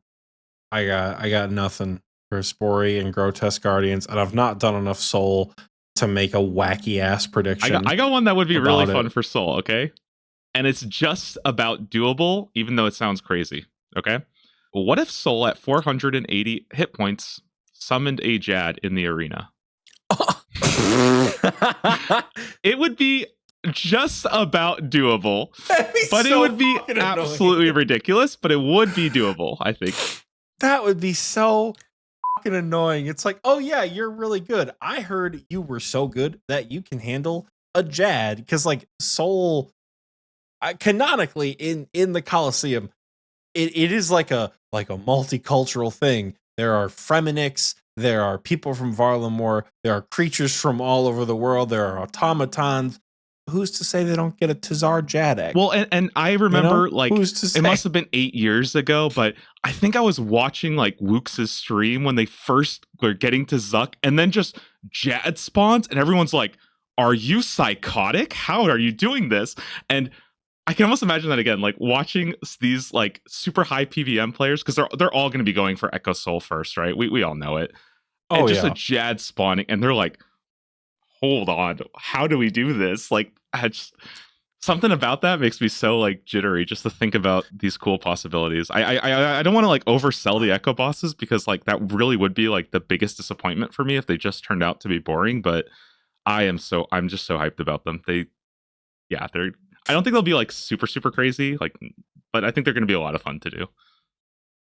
I think I don't know enough about the soul fight, but what I have seen with it, what I think might be spooky is at every HP threshold, the guards around soul take one step closer. That would be And really the cool. arena gets smaller and smaller and smaller, and all the shit stays there, but you still have to. It's less room to move.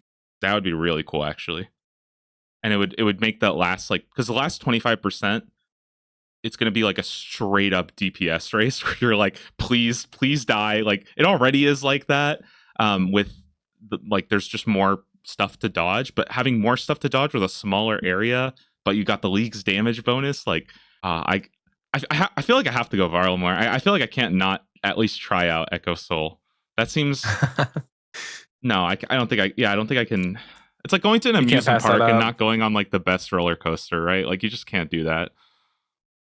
Gosh, no, I think I have to change. Like, you're finally tall enough to ride it too. Yeah, and exactly. You're like, I just now, I'm this tall. Well, and also because like, even if it is really hard, you'll be able to slam your face at it. Like, that to me is the coolest part about some of these bosses, is the fact that you can slam your face at them once you unlock them. I was really worried that you would have to do like all the waves again for Soul, which that would suck. Like, that would really really suck. But the fact that you kill him one time, now you can just like just go have fun doing Echo Soul as much as you want. That's like that's so cool. Yeah, that's another interesting aspect to consider, is that some of these are going to be an RNG element of when you unlock the Echo, and some of them are just guaranteed.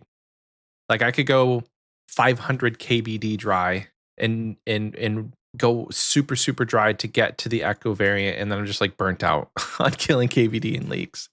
But I feel like it must be pretty common, right? Because I feel like that would be awful. It's gotta be like 1 in 30, 1 in 50, something maybe. Like that, maybe it has like a pity drop rate. Yeah. Good. If it was a 50 pity, always... like Vorkat's head is, I think that would be the best solution. Because like, man, if you had to do 300 KBD because you're 6 times dry on that thing, that sounds awful. Like, how bad are the ones you have to get on task, right? What do you got to do? 3 gargoyles tasks? That sounds horrible. Nobody wants to do that. So before we probably should head to break soon. But if you guys are concerned about the Echo boss variants, right? What have we always said about the Zuck fight? The Zuck fight is mechanically not that difficult, right? Soul fight is mechanically more challenging than Zuck. But if you've tried out the simulator, you know that the soul fight is also not impossible. And when you now have the opportunity to just like, there's no cost barrier like the Awakened bosses, and there's no time barrier with the Inferno or the Coliseum, just fucking get back in there. Get the boss to 97%, die. Get the boss to 95%, die, and just repeat the process until you get the drop. Especially with Last Recall and Banker's Note, right? You will have one of those benefiting you. So either Banker's Note's going to give you a ton of extra healing, you can kind of go nuts, and if you have Total Recall, you die and you click a button and you go run it back, you know. And even if you use your whole inventory on the first kill, banking coming back takes you like 6 seconds, and you can go send it again. Like that. The idea of just running back these bosses and just sending it over and over and over again, like, even if it's hard at first, I feel like RuneScape's a very like, it's kind of like riding a bicycle, where once you kind of start to get it, you just move on, and that process I think is going to be really really fun for a lot of people. I agree. Encourage all you guys to try it out. I think we're going to head to a quick break because we've been yapping quite a bit. So we're going to go to commercial. Enjoy this reused commercial, because not doing that. I'm not making another commercial this week, you guys. Maybe I'll do one for Christmas for fun, but for the next couple weeks, it's probably going to be a no-go from me for commercials. But stick around, and we'll be right back very soon.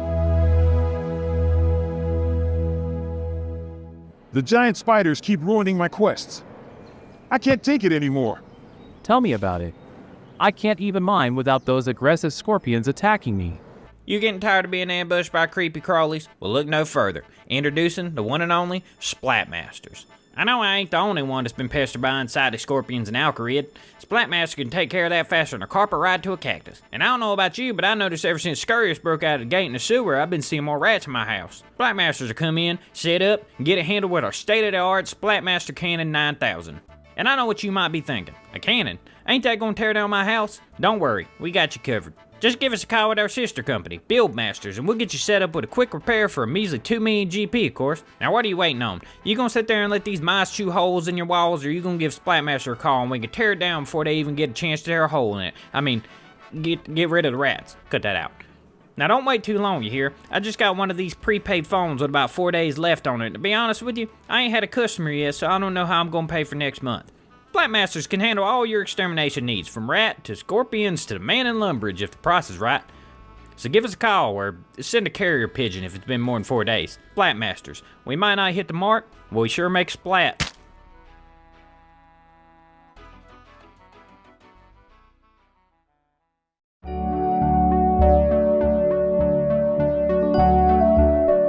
Well, I'm not even going to pretend like we didn't come back before that. So hope you enjoyed that commercial. I know that I sure did. I've just been It's hard. chomping, dude. It's hard when we have guests on. the show Just bring them back Because- than normally.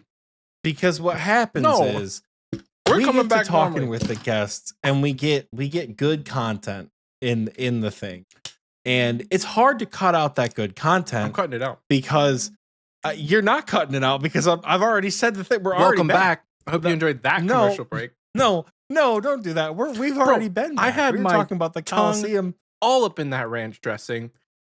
I'm just gonna like put a That's the cold opener to the show right there. Everybody else, my 5-step no. Coliseum guide will be coming with 4 payments of $14.99. So, you check that one out. Yeah, everyone in the recording booth chat, I looked up Doubleshine's account and everyone immediately went, oh yeah, he's going to inquire about quiver prices soon. So, I just can't escape it with this community. Before we get back to more talk about leagues, we do have to shout out a very special group of individuals. That being all of the patrons, every single one of them. Brace yourself. We're not going to announce all of them. But on screen now are the wise old men. These are the folks that are very, very wise. And they subscribe mainly for recording booth chat access. If you guys are in the wise old man tier, I know we're recording in the evening on this Sunday, and it's 11:40 Eastern time. It's kind of late. But normally when we record on Sunday afternoons, if you guys have it free, come hang out. It's part of the perks of that Patreon tier. Come hang out, listen to it live, antagonize us the entire time, because it's just what we have to deal with. By we, I mean I. We got to antagonize Michael a little bit more. I don't know how, but we got to antagonize Michael a little bit more in this chat, right? We got to keep it balanced, but that is neither here nor there. Normally, this is where we transition to shouting out the KBD tier. But we have a little bit of an added bonus this time. So for those of you who may remember, last week we opened up a brand new Tuz Talk Jad tier of the Patreon. This is the tier that gets you merch every quarter. This is the tier as part of our new Patreon push that we're doing here for the month of November. As a reminder, if you sign up, we got Christmas cards. We'll have discounts for the Christmas sweaters that are on their way. Hopefully, those already have some sort of tentative design by the time this episode comes out. And you'll see those very soon. If not already, it depends on what Michael and I cook with. Same thing with the Christmas cards. We're probably not going to do the JCPenney photo shoot again this year, but we'll have something for you. Don't worry. So we are going to shout out our patrons at just all of the hottest tiers, because now we have 2 hot tiers. We have the King Black Dragon, which is hot because it's a dragon, and the Jad tier, which is now objectively hotter because it's surrounded by fire. But we're not going to get into that right now. We're going to kick things off with the KBD tier, as we always do. So kicking us off in said KBD tier is Boston, Brian M, Brook 70, my dad, hi dad, Cloud Kicker, Dicky Bird, Elite Oreo Dunker, Jax Leagues baby, GIM, Lil Drakey, our third favorite supporter Ralph, Run Metal 15, Rylithian, Sparky Life, the Big G Jordy, and Warbatronic. You're noticing a lack of names in that read because some of them have upgraded to the Tiz Talk Jad tier. 7 people signed up for this fucking tier? Y'all wild. You guys are wild. Well, now we're going to I was not expecting this many people. I'm going to be entirely honest. I wasn't even expecting one. But okay, you guys are awesome. That's a live reaction. I had not pulled up that filter prior to right now. So, we're going to shout them out. This is the brand new Tiz Talk Jad tier. These are the people who support us at the newest, highest level and are going to get to enjoy free hand design merch from myself and or Michael with no AI generated images. I'm looking at you, editing Michael. No AI generated nothing. These are hand drawn designs, all inspired by whatever, RuneScape related or not. Let us know what you guys think would be cool. Right? That's the challenge for you, Jad tier, is if you're like, oh, you know, a button up with Oxie's face on it and a fire cape, you guys are terrible. But that could be a shirt idea that you guys wanted. You guys want us to hand draw something. It's going to look somehow worse. Let us know what you guys want so we can get the perfect pieces of merch for you guys as our highest tiers of supporters. Speaking of, I'm milking this too much. We're going to read the names. For the first time ever, we have Basic Pickle, Jad Cleric, JB. Legendary. Let us know. Oh, shit, that's legendary. I should have read the emails, not the username. Legendary. Just want to go home. Could be worse. You could be a Packers fan.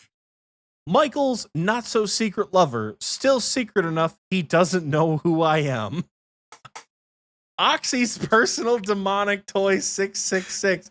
God damn, you guys. And then just now, while we were recording, Mr. Soggy Waffles upgraded himself to the Tiz Talk Jad tier.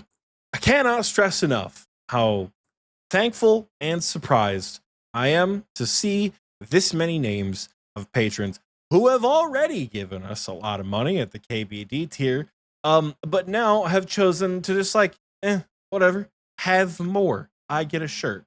That is very much an honor for us, and we do appreciate it because, as we've kind of said, the Tiz Talk Jad tier is the first time that we are really using the Patreon money to directly benefit us in like the short term. I know normally we get stuff for the show. We get like PC upgrades as needed, right? Like I think when I had to reset my PC, we paid for that. I bought the new desk. I bought the new mouse that I almost just broke right there with Patreon money. But this is the first time that we're like quote unquote taking a paycheck. So we do appreciate you guys immensely for the support. I'm gonna be surprised every time a name pops up in this category. And that's not going to be fake because in truth, I think the KBD tier is too expensive sometimes. But you know what? As we know, I'm awkward when people give me money. So we're going to not do that anymore.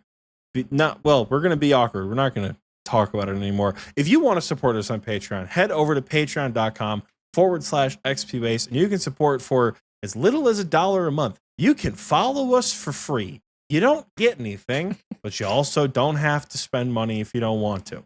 Discord's also free. Don't need to do that. You don't need to be a part of the Patreon, whatever. You don't need to be a part of anything to join the Discord. Just join it. I have got to stop talking about the self-promotion. We really should not have put me on as the first one to read the Jad tier section. But that's just how the cookie crumbles sometimes. Question for you, Oxie. Did you shout out the new Wise Old Man patrons? Do we have new Wise Old Man patrons? God damn it. There should be there's a couple. New Wise Old Man. We do have new Wise Old Man patrons. God damn it. We do have 2 new Wise Old Man patrons right now. It looks like we have Adobe Cult and 1 GP Richer. Welcome to the Wise Old Man tier, boys. The reaction was not to have to shout you out. It was to I don't like talking about people giving me money, but I did forgore. So yes, thank you guys for. Maybe the Wise Old Man is back on the screen just for fun. I'm not editing this episode. I don't know. I don't care. So yeah, you guys are awesome. Adobe Cult and 1 GP Richer. I'm gonna close the Patreon tab and we can get back to not talking about that. Lovely. Thank you for doing that. I know that I would have been a lot more awkward. So you guys lucked out, quite honestly, with Oxie taking it this week. That seems false, but okay. So normally we would go into the community question and achievement of the week, but as it stands with guest episodes, we're going to skip all that this week and probably next week too, if I'm being honest, because next week it is a Xpwaste tradition that you guys get the Thanksgiving tier list episode. So if you're listening right now and it's not Thanksgiving and it's not like the Sunday before Thanksgiving, send us like your favorite Thanksgiving foods for Oxie and I to put in a tier list and fight about. Hit us up in the Xpwaste chat or in the comments of this video and let us know what you want on the Thanksgiving tier list episode, because the gloves are already off. See this? That's me practicing the speed bag. The gloves. Right? I'm ready. I'm ready for this year's fight. Doubleshine, every year we do an XP-based Thanksgiving showdown where Michael and I go head-to-head on a tier list, and we don't really go head-to-head. We just argue about our favorite Thanksgiving foods for like 2 hours. And that's the entirety of the episode. That's coming out next week. So they get you, and then they have to deal with us, and then the league starts. So good times. It's like a nice little sandwich there. You know? No, I'm kidding. Oh, it's good. That's good. So we can do one of 2 things, or both. We can talk more about leagues and just yap their ears off, and then go into the fun question. Or we could put the league's discussion to rest and end off the episode sooner with a fun question to round us out. I'll leave it up to you, Mr. Doubleshine. Did you have anything else that you had on your mind when it comes to leagues that we didn't get to discuss? I've got I got a couple. I think I wrote down like a couple topics that might be interesting. First off, I think somebody was actually asking about like rating viewer regions. You wanted to go through and just have people, but I don't know if they're gonna intentionally send like their worst possible things for us to just roast them. So that might be an idea. But I think one thing I have been really interested in, and it feels weird to talk about this because again, when this comes out, it might be completely outdated, but like how would you feel about like hybrid combat styles in leagues instead of a dedicated combat style? Because I think that would be like right now combat masteries are the last like macro puzzle piece for me of like planning my regions, and that would probably throw a pretty massive like wrench in everything, because I'm just assuming I'm going to be ranged or assuming I'm going to be melee, and I almost don't want to hear that it's hybrid because of how much like I'm gonna have to go back and just start rethinking everything, and I'm like, oh god, it's gonna be so hard to do. So is that 12 iterations if you go with hybrid of all 3, or is that I getting? I was thinking like it would be like incorrectly. Mage ranged melee mage. So it'd be like you pick 2 and you like are weak at 1, basically. Gotcha. I think if it's hybrid combat styles, the desert far and away is the best region of the game. Yeah. The desert becomes the best region in the league with the blowpipe, the potential for all 3 mega rares, and the Soul Reaper axe, and the Virtus, and the Missouri, and the Fang. I think the desert is the best region in the game if all 3 combat styles are on the table. You could make a case for Zaya, as being a powerful region. If that's the case, you probably can make a case for all 3 raid regions. But I think if we get a hybrid combat style and we can choose to spec into 2 different ones, I don't think my region choice changes. Because I'm basing myself on a range build this time around. But if I get a mage build, for example, now I have a reason to kill Duke because I get the Magus ring. If I get a mage build in Fremennik, you'll actually get the super ring too. So you might not even need to do Duke. Oh well, then yeah, You'll who get gives the a shit? super I don't ring. have to kill Duke. That's a win-win. I don't have to kill Duke. If I get the mage hybrid, it's ancestral and it's augury, right?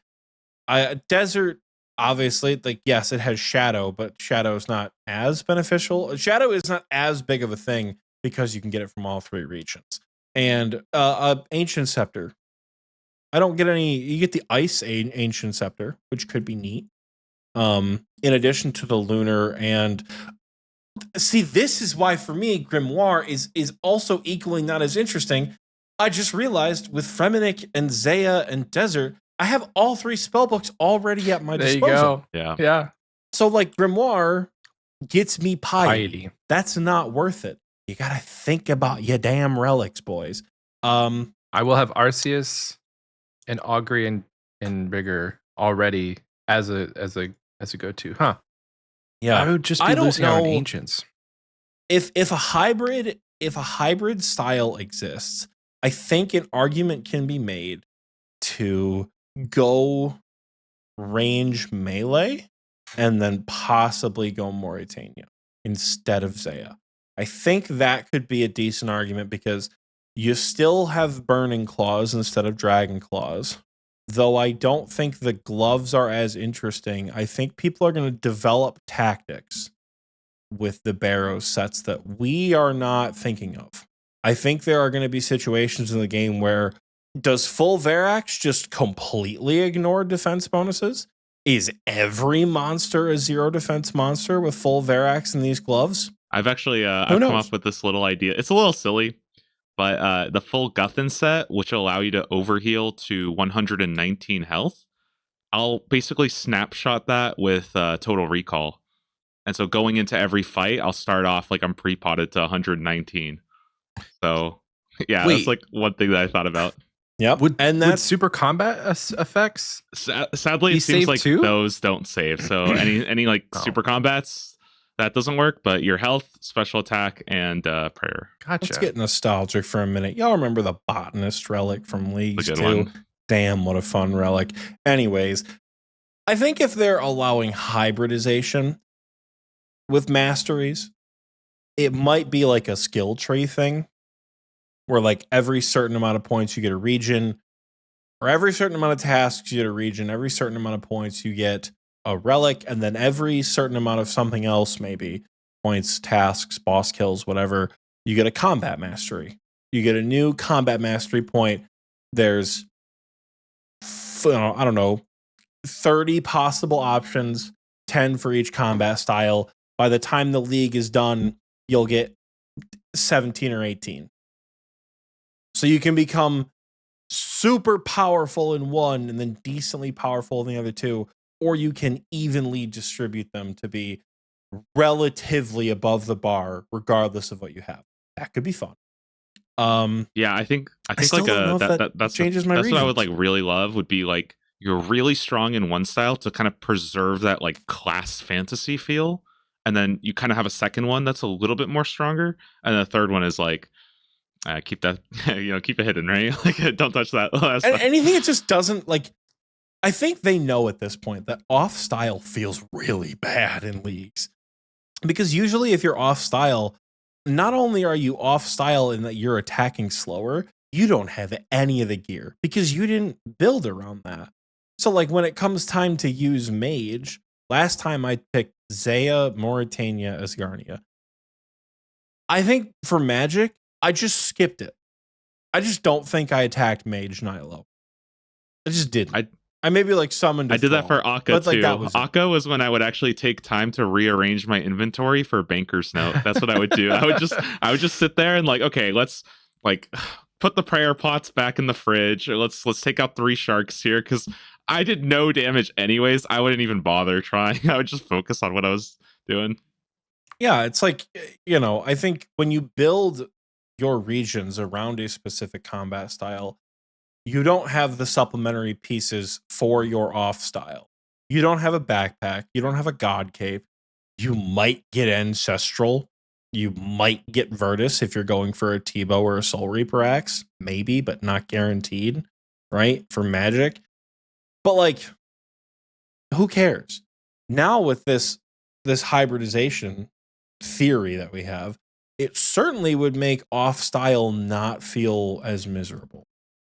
And I think they know that. And I'm hoping they go like 30 with 18 perks could be fun. 30 with 24 perks could be fun.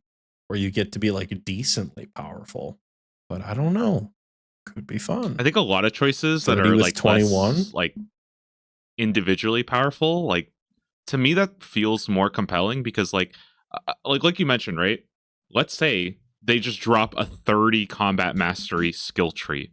And now it's like well, good luck. Like now it's like it feels like shit. There is so much possibilities that would open up with that. Even if each individual one wasn't as strong as like Berserker, now it almost feels like okay, like go do whatever you want. Like go pick up something. You're not like giving up a really powerful relic in place of it.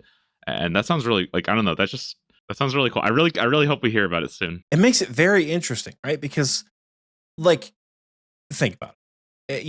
You max out, you put 10 points in this theoretical combat match. We're going to sound like dumbasses when this comes out on Thursday because we'll have heard about masteries and it'll be nothing like what we talked about. So I apologize if we sound like dumbasses right now. But if you put 10 points into like your range relic, you're stronger than you were in Leagues 4.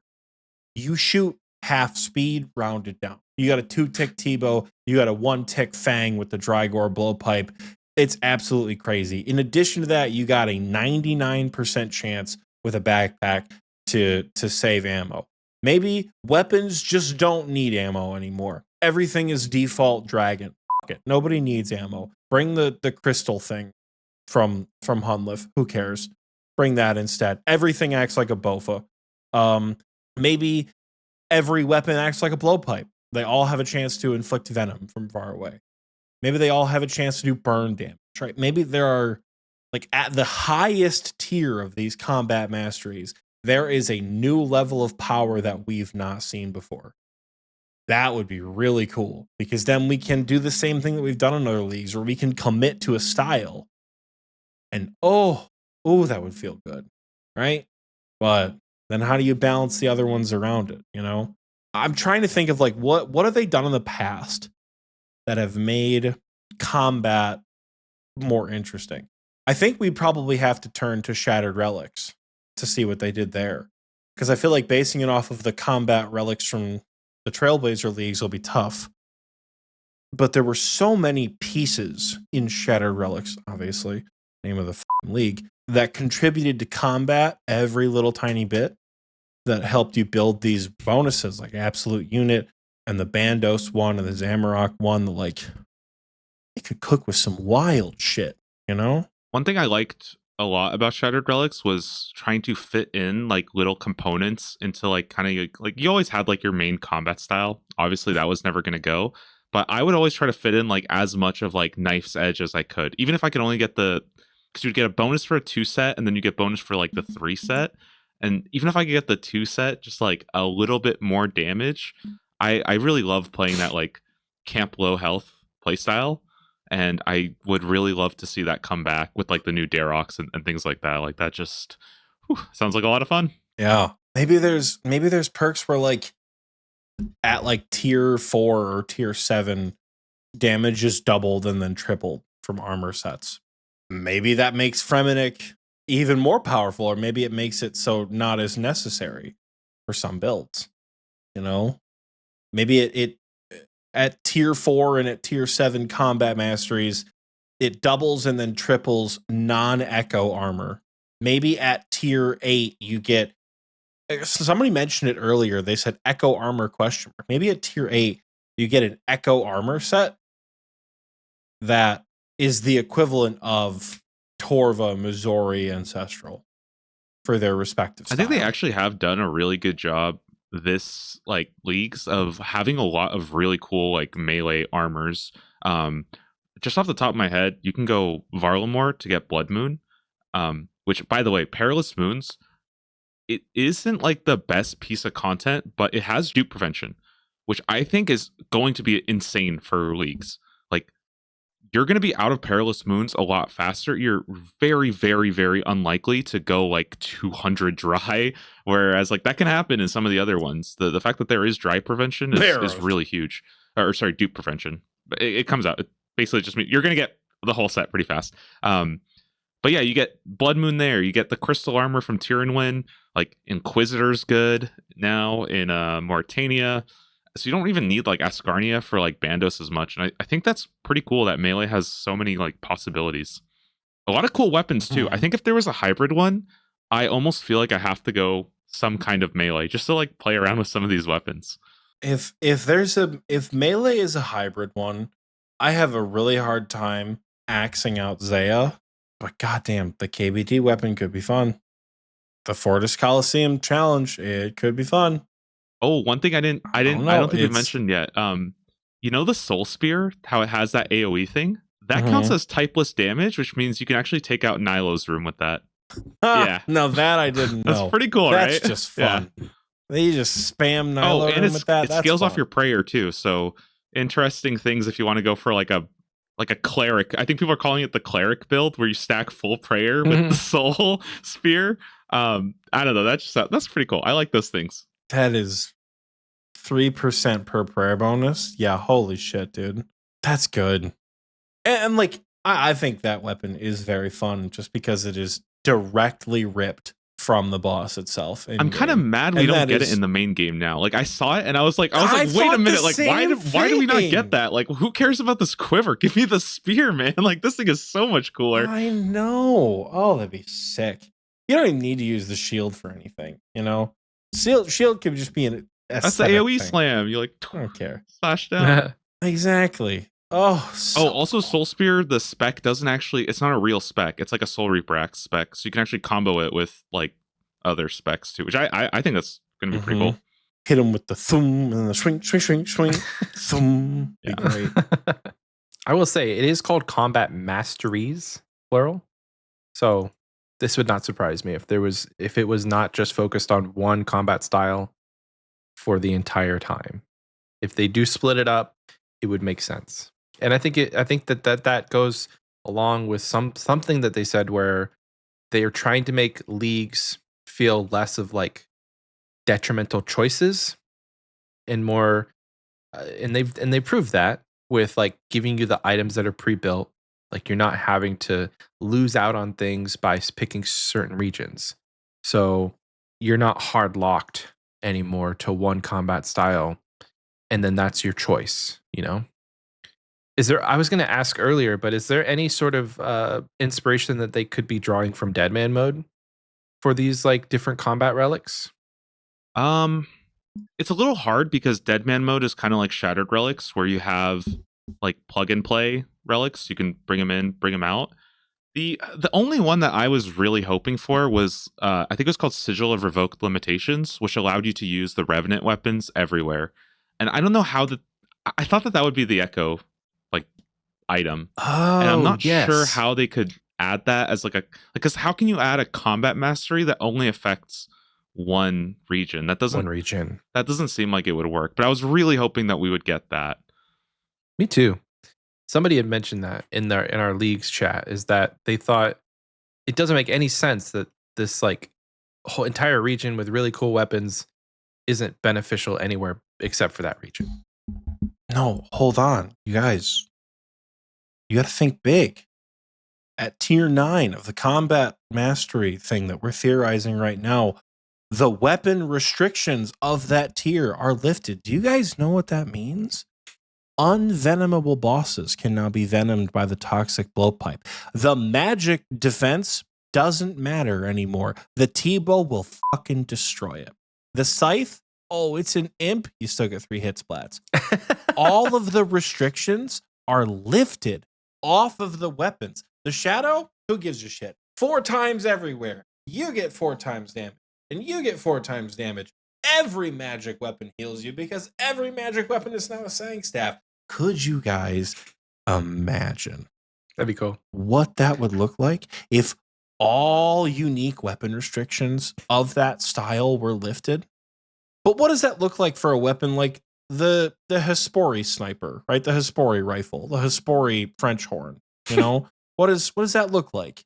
What does that look like for a weapon that can do multiple styles? Do salamanders become the best weapon in the game if you have an uncapped damage potential, right? Like, there's so much wild shit that could happen. One thing, and because you mentioned Deadman mode, but there was a relic in Sigil in Deadman mode where every time you switched your style, you would get like a stacking damage bonus. And in like PKing, that makes sense, right? Because you're bursting, then you bolt, walk up and like hit them with an abyssal whip. And I'm starting to think like, could we get that in Rune? Like, could we get that in leagues where you have to switch your combat style to get like a stacking damage? And this would be like an optional thing, but it would make things like going with Void and getting like the Zaya trumpet, right? Because that's probably the easiest one to switch. You just go to your attack and swap it, right? But like, man, there are going to be some there's going to be some like super sweaty people who are doing like 6-way swaps from like Ancient to Bandos, and they get that stacking damage. Like, it's just going to be. I think something like that could be really cool with like a hybrid style. Drygore blowpipe into Ham Joint Inquisitor. Boom. Boom. You just them up constantly. Yeah, and I think if they gave you like a maybe if they gave you like a window where like it's not like you screw up one, like, it's not like you're playing like Devil May Cry and you have to do like the perfect streak bonus, although that could be cool. But I think that's like way but if it was like every 5 seconds you have to switch to a new style to keep your streak going, I think that would be kind of like, that might be kind of nice. Like, I would like that to see. And that right there, if we get a hybrid damage boost, that actually makes Kandarin pretty sick, because you hit something with a whip and then you put your staff on, auto cast its elemental weakness, right? You auto cast the elemental weakness that it has, and then you go right back to your melee weapon. You know, it makes Moon's Apparel pretty cool because Atlat'll go burr with minimal switches. You could tri-brid. Be fun. You could tri-brid the Moon's gear, and probably be just fine. Well, but like, doesn't Atlat'll work on melee strength? Melee strength. Yep. So if you went a melee build, if you really went like I'm gonna commit to Torva, Dog Sword, Scythe, Elder Maul type deal, you know, or if you pick like Zaya, Asgarnia, Varlamore. I keep seeing Fortis Coliseum as the region, and that's not what the whole region. Actually, it is just the Coliseum. for Endgame players, I'm sure it is going to be the whole region. But like, you pick Varlamore, Zaya, Asgarnia for a melee build. Atlat'll goes pretty hard with Torva, right? I think that I don't think I've ever used those items in conjunction. Well, I think the idea of like you slap somebody with a scythe and then you pull out your Atlat'l and like shoot a dart and then back to the scythe, like, I don't know, that's kind of cool. That's very funky, very cool, wacky. Yeah. That's fun, you know. Like, that is. I think that's the beauty of leagues, right? I always think back to the Obsidian helmets and the regen bracelets from Leagues 1 or Leagues 2 rather. Because nobody chose Fremennik. That shit was garbage. So nobody had Jaws. And nobody chose Tyranwin because that shit was also garbage. So the best in slot helmet was the Obsidian helmet. And the best in slot gloves, because you couldn't get Recipe for Disaster done, was the regen bracelet. Like, those items, like, that is a memorable Leagues thing. Memorizing the farming patches is a memorable Leagues thing. Hunting for the goddamn War Blessing is a memorable Leagues thing to do, right? Bandos boots have always been useless, except for those couple of weeks during Shattered Relics. Bandos boots were pretty cool, you know? Those pieces of Leagues, I think, were like, oh, don't forget your Atlat'l for the CM. Stupid, but a lot of fun. Yeah, I think I definitely agree. I think all the like unique stuff that comes out of Leagues is like super memorable. and it's always just fun to see like what more new stuff comes out, and I hope more of that kind of translates to the combat styles, because like, you know, one thing with the region restriction thing is I think it's really awesome, and I think they've done a really good job of opening up like a lot of different options. But I also feel like give people like too much stuff, it just sort of, it doesn't really matter that much either. If you just give everybody just a ton of power and your one style just kind of kills everything. Having a little bit more of these like weird options. Like I thought about like a relic that maybe like when you stand still you do more damage. And now like it's like not allowed to move. You need to try to, and like that would be kind of, because you know everybody's running around doing like all the movement stuff, and now it's like, okay, stand still, and you're gonna, if you need to eat the mechanic, you're gonna eat the mechanic, and you're just gonna try to like figure out what to do. Like I don't know, things like that make you rethink the game are really cool. And we even saw that in leaks too. Do you remember? I think people had to devise like new strategies to do raids with like a 2-tick scythe, because that was a weird thing to do. Like, you know, that nobody knew how to do 2-tick scythe ohm.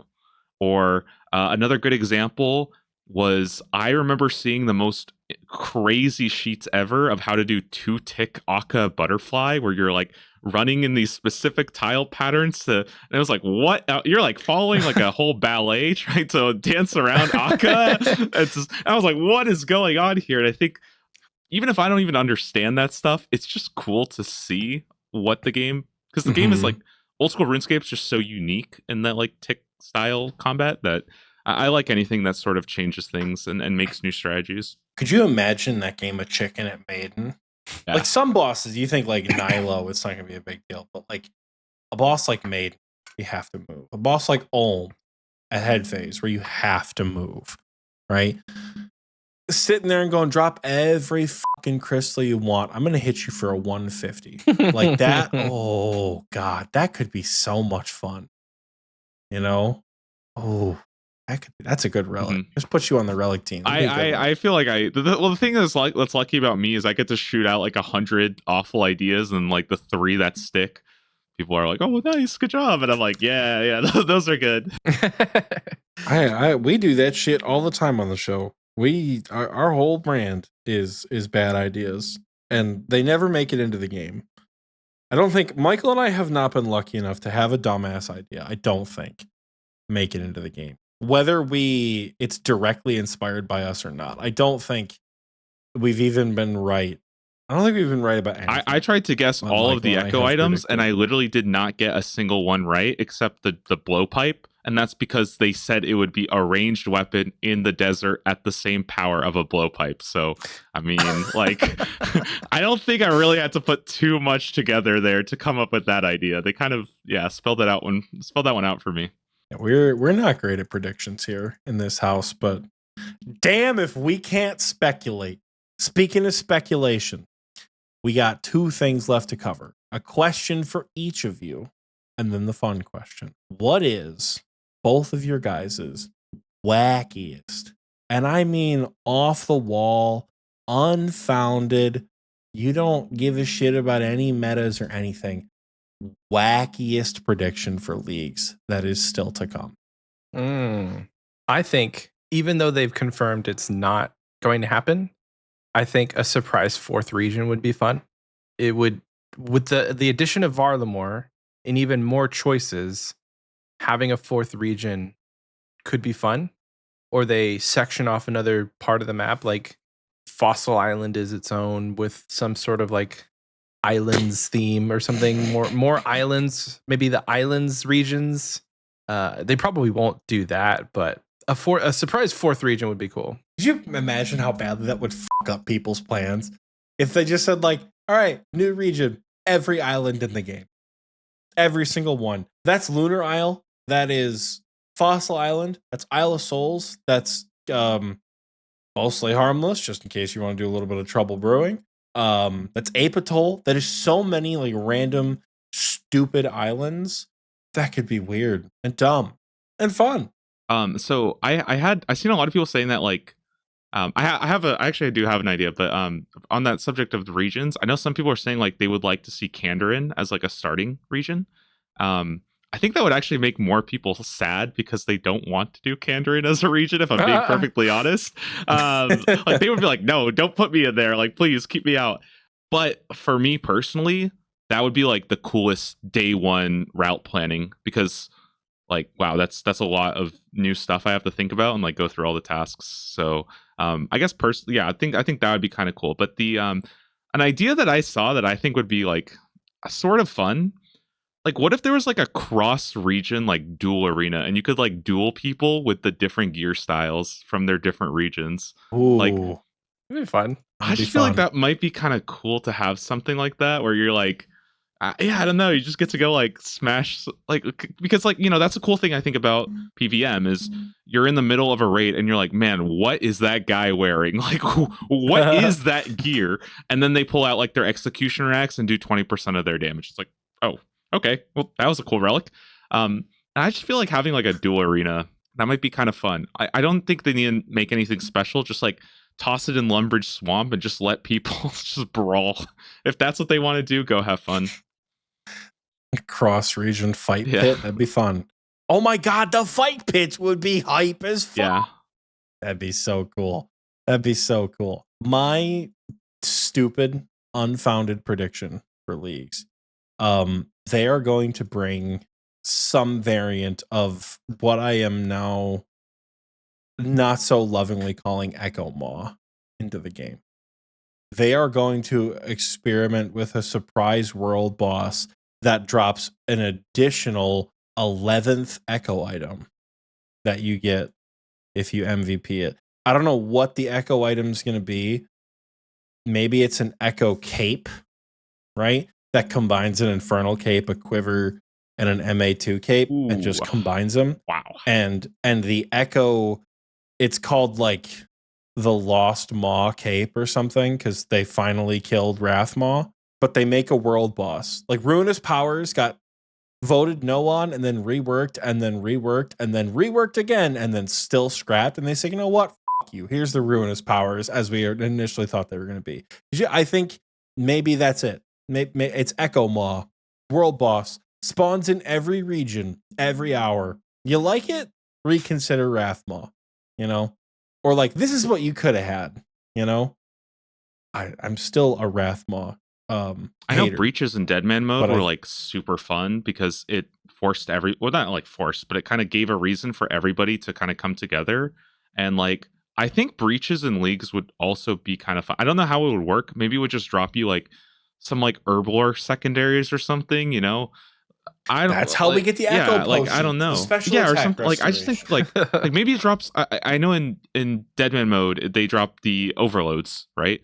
And like just something like that where just randomly spawn some mobs, have everybody come together. I think that could be kind of cool to just have like a world event in leagues because there's not even like a finale to leagues, and I think that's a little. Well, I guess everybody runs around the Grand Exchange like dropping their items, but I think some kind of world event would be cool. That'd be cool. Yeah, the last 24 hours, everybody gets access to every single region of the game. Don't tempt me with a good time. Leagues blitz, and you get 24 hours to just do everything. Because that's what sucked about Shattered Relics League is it was fast Iron Man mode. But if you get fast Iron Man mode for only 24 hours and you're already a god, people come back to leagues at the very end. They re-up their memberships if they only played for 2 weeks. That's fun. It's fun. All right. I think that was basically a fun question, but we're going to do it again just because, you know, we're always doubling down here at the Xpwaste podcast. So every episode we do a fun question. It can be related to RuneScape. It cannot be related to RuneScape. Doubleshine messaged me earlier, said he had a fun question for us. So I'm curious to hear what that fun question is. Wait, did I say I have a fun question? Huh? Every time we have a guest, I do the same thing. I was like, wait a minute. I don't know. Listen, I've been staying up late for these leagues announcements, okay? It's like 7 a.m. my time. I don't know what I was messaging you last night. So staying up? You've been staying up? You haven't even gotten up? You've just been staying up? Well, the problem is like sometimes, well, because it's not always consistent. And so sometimes it'll be like 4 a.m. and I like can't sleep because it's like, you know, when you have like an airplane the next morning, that's like my life this week where I've just like every morning, but also because I'm excited for it too. Like it's not like I'm dreading it. It's just like a little bit of anxiety, a little bit of, you know, seeing what everybody's talking about. Like we like I stayed up this morning. I couldn't sleep because it was too good. It was just too. I needed to know, and now I want to know it tomorrow. Yeah, that's my life right now. It's like a happy surprise. I think it happens. Are you talking about the teaser releases? Yeah, the teasers, because I cover those in the mornings and stuff. So like it happens for me at like 10 a.m., 11 a.m. I think. Mhm. How is it 4 a.m. for you? Am I missing something? No. So sorry, leaks comes out at 4 a.m. for me, but they usually come out around 7 or 8 a.m. And there's a lot of times when I like wake up at 4 a.m. and I like can't go to sleep because it's in 3 hours, and I'm like nervous that if I go to sleep now, I'm gonna wake up and it's 11, and there's already like, I missed it by 5 hours, and like I'm not even talking about as like a content creator like standpoint. It's like when a new show comes out, you want to be there when the new show comes out to watch it, and that's like I just can't sleep because I'm so excited. I'm like a kid in a candy shop with leagues. It really is kind of funny. Our leagues chat, I think somebody posted one day, they're like, I go to work for 3 hours and I come back to 350 messages. I can't keep up. Our league channel has been like one of the most active consistently every single day. And it's been great. Not that we would know because we don't get mobile notifications anymore. Like, yeah, Raging Echoes chat has been going pretty crazy. But fun question though. I have one. If since Doubleshine kind of dropped the ball. My bad. I'll prep one for next time for sure. This one actually comes from our fun question channel in Discord. Voltoro wants to know, I've been watching Frey's Canifis Chunk from the beginning, and it got me wondering, if you had to start a Snowflake account, such as a Chunk Man, Tile Man, Area Locked, or whatever, which would you choose? We can send it over to the guest first. Doubleshine, if you want to take that one. So, yeah. Basically, any Snowflake accounts? So I don't know if this would count as a Snowflake account necessarily, but Project Zenaris is something that I am really, really excited about because outside of leagues, I don't think I don't enjoy RuneScape as much as I do during league season, which I think is fair enough. And I think that Project Zenaris and having like kind of custom servers is going to not only be a lot of fun to play, but also like I think from a content creation standpoint, there's like an endless world of possibilities there too. And like I know that as soon as like Settled posts his like 1 HP thing, that world is going up the next day and everybody's playing it. So that sounds really, really cool. For me personally, I kind of wanted to see what you just take a community of maybe like 100 people and you just run like a group Ironman of like 100 people with like boosted experience rates or something. And like I'm just like curious how that would go. It would still have like an economy, but it's like a bartering system almost, because like does money really matter? There's only like 100 people. So like, am I going to trade you like 7 prayer pots for your like 30, I don't know, like 30 rune arrows? Like, I don't know. I think that would be kind of cool. I'd really like to see how that goes. Yeah. And it's like the microeconomy aspect would be very interesting. I would love that. It's the one thing about leagues that I don't think would ever really work, but I love economies in games. That's why RuneScape was probably my favorite game growing up, because I love the economy in it. And Iron Man's great too. I'm not trying to, but like it is a good game as far as the economy goes. And I think a small economy like that in a like small, like I guess private server would be pretty cool. That'd be cool. I think in the same vein of like doing a group Iron Man, I think if you took like a team of 3 or 4 people and you region locked each person, and then the only way that you would ever communicate or collaborate is via the group storage. Like you're the Barrows guy because you're region locked to Mauritania, so you have to get everybody's Barrows gear. And then if you want to trade your Barrows gear for something better, you have to rely on the guy that has God Wars unlocked. So having the restriction of being chunk locked or like region locked, but in certain small cases, you can get things outside of your region if you have your teammate get it for you and send it through group storage. So like things that are untradeable off the table, but things that are tradable, you have access to them, but somebody else has to get it for you. You take a very dedicated team of people who like to play and who would be playing all the time, because like if one person drops off, the whole mission Yeah, fails. RIP the guy who gets the the Fremennik region for all the smithing, or Yeah. whatever, or like all the construction stuff. Like Yeah. The guy But it who's could like be like grinding the- Bofa, he gets his one. He's like, I'm done, guys. I can't grind for the rest of the set. oh my god, no, not the Taranwin guy cutting out after 2 Yeah. armor seeds and no Bofa. Oh no, that'd be rough. That'd be a fun GIM to watch. Yeah. That would almost be like, I feel like people would need to make a series, but I would need to get, because for me to watch that series, I would need all of the perspectives in one video. Mm-hmm. I don't want to go to 5 different YouTube channels to get all the perspectives. I want all of the perspectives at once. Make it like episodic, That's what I want. You're watching like That'd be a Survivor, Herculean. like who gets task. sick of their grind Pretty much. first, gets voted off the region list. Exactly. That's right up Michael's alley. Survivor region locked, and you have to decide which region means the least. That would be cool. Oh, we could do it to where it's like multiple teams. Region locked. Like you have like 3 Region teams locked of 5. Survivor. Oh, Region locked Survivor. Yes. You have 9 or 10 players in Misthalin, then 9 or 10 in the Wilderness, and then 9 and 10 in Zaya. It just goes through until like there's the regional champion. yeah. And then you have a big Gielinor wide Survivor with all of the 10 regions. The merge. And they go at each other. Who's the champion of Gielinor with the challenges? I mean, Fun. Gielinor Games is kind of Survivor. It's very much based off of Survivor. But I think having like isolated factions that kind of have like tribal aspects in their regions, because you have different pain points from different regions. So if you had like a group Iron Man team of 3 or 5 in a certain region, and periodically you just kick one person out of the group until there's only a couple left, and then the people who are left have to join the final group until they all get kicked off and it's the one person left. Can I shoot a bonus fun question? I don't want to take up too much time, but Yeah. real quick, Go ahead. because we've been talking about leagues, all right? So you're developing League 7. What is the theme? What's the big theme of League 7? Group Iron Man leagues.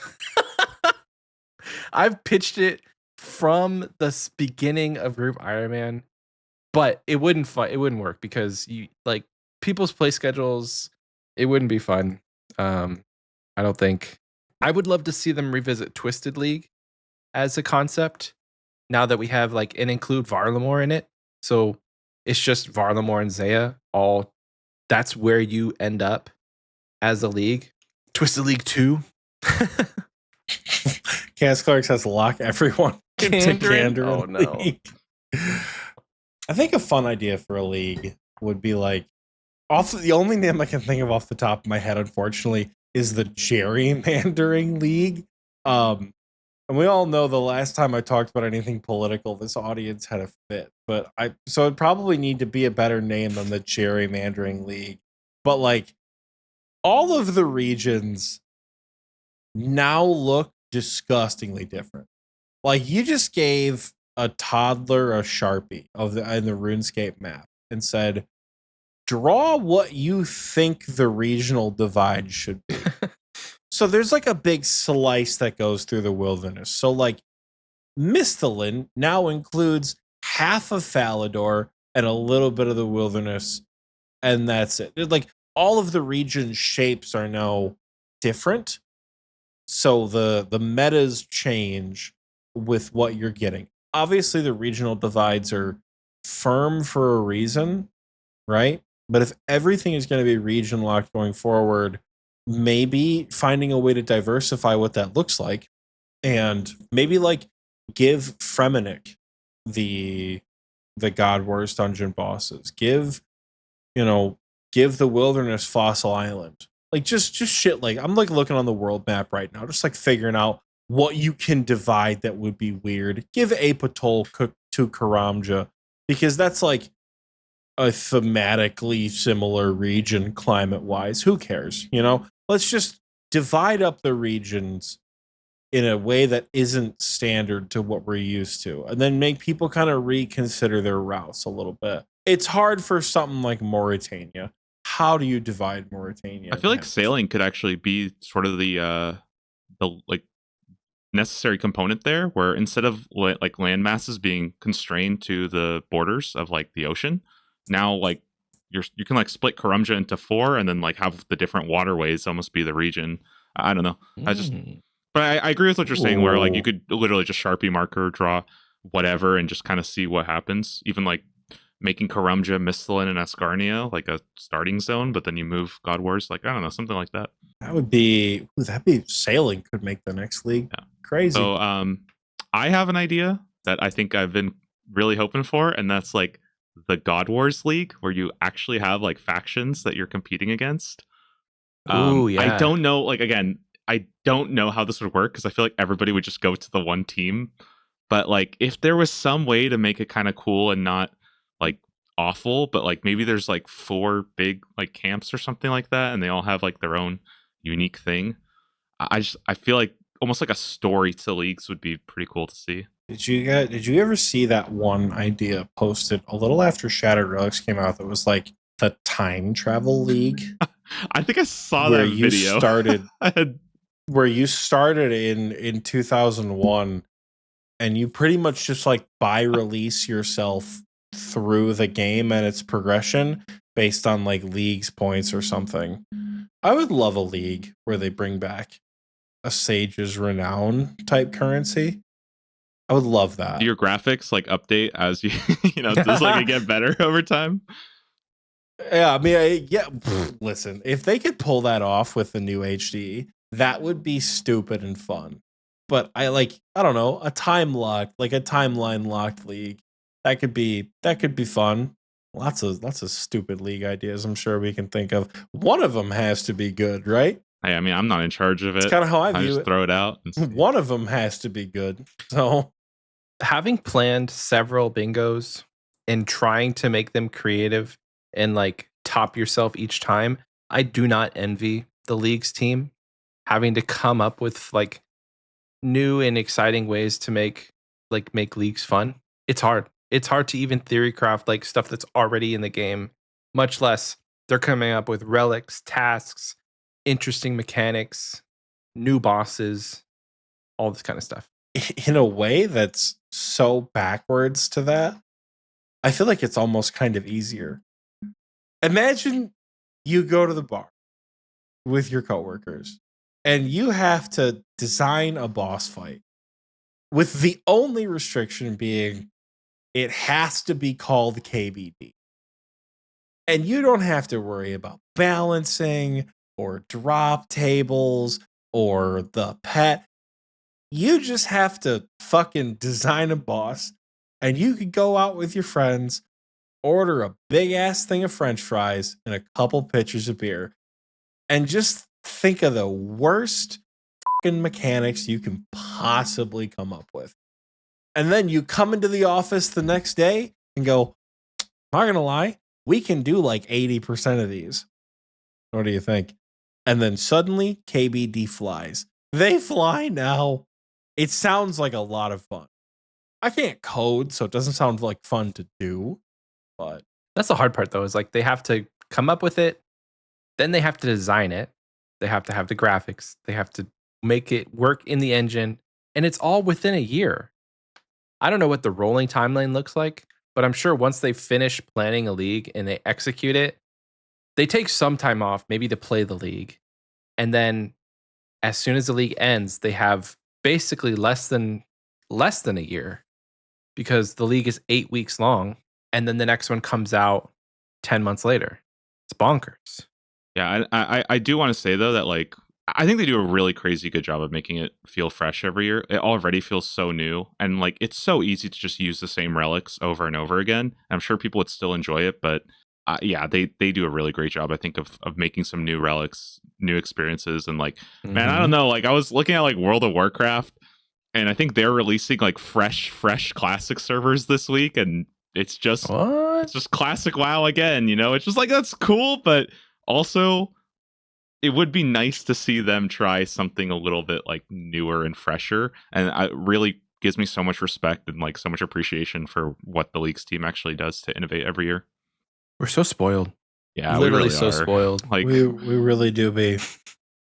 For the sake of Swole not coming back to this episode in 2 years, going, Oxie, you never answer the fun question. I'm a basic bitch. Bronze Man mode seems like fun. I'm sorry. Bronze Man mode, it seems like fun.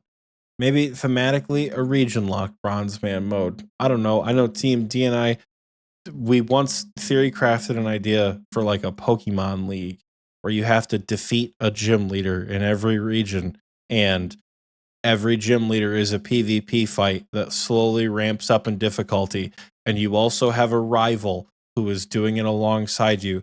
Then the very last fight, the 11th badge you have to earn, you fight the rival, but it's like a framed level PKer, and you just have to 1v1 him and win. And that's your Bronze Man experience. But like every time you beat a gym leader, you get a special item like a DDS or Dragon Claws or a Rune Crossbow or a Volatile Nightmare Staff, like something that helps you with other PvP fights. That seems like a lot of work. So Bronze Man mode is probably more fun. But yeah, that's just to cover my own ass for future Oxie to hear about. Oxie cannot play this game without the GE, and it shows. You damn right, dude. Oh my god. He's got to trade people, man. He's got it. Too GE pilled.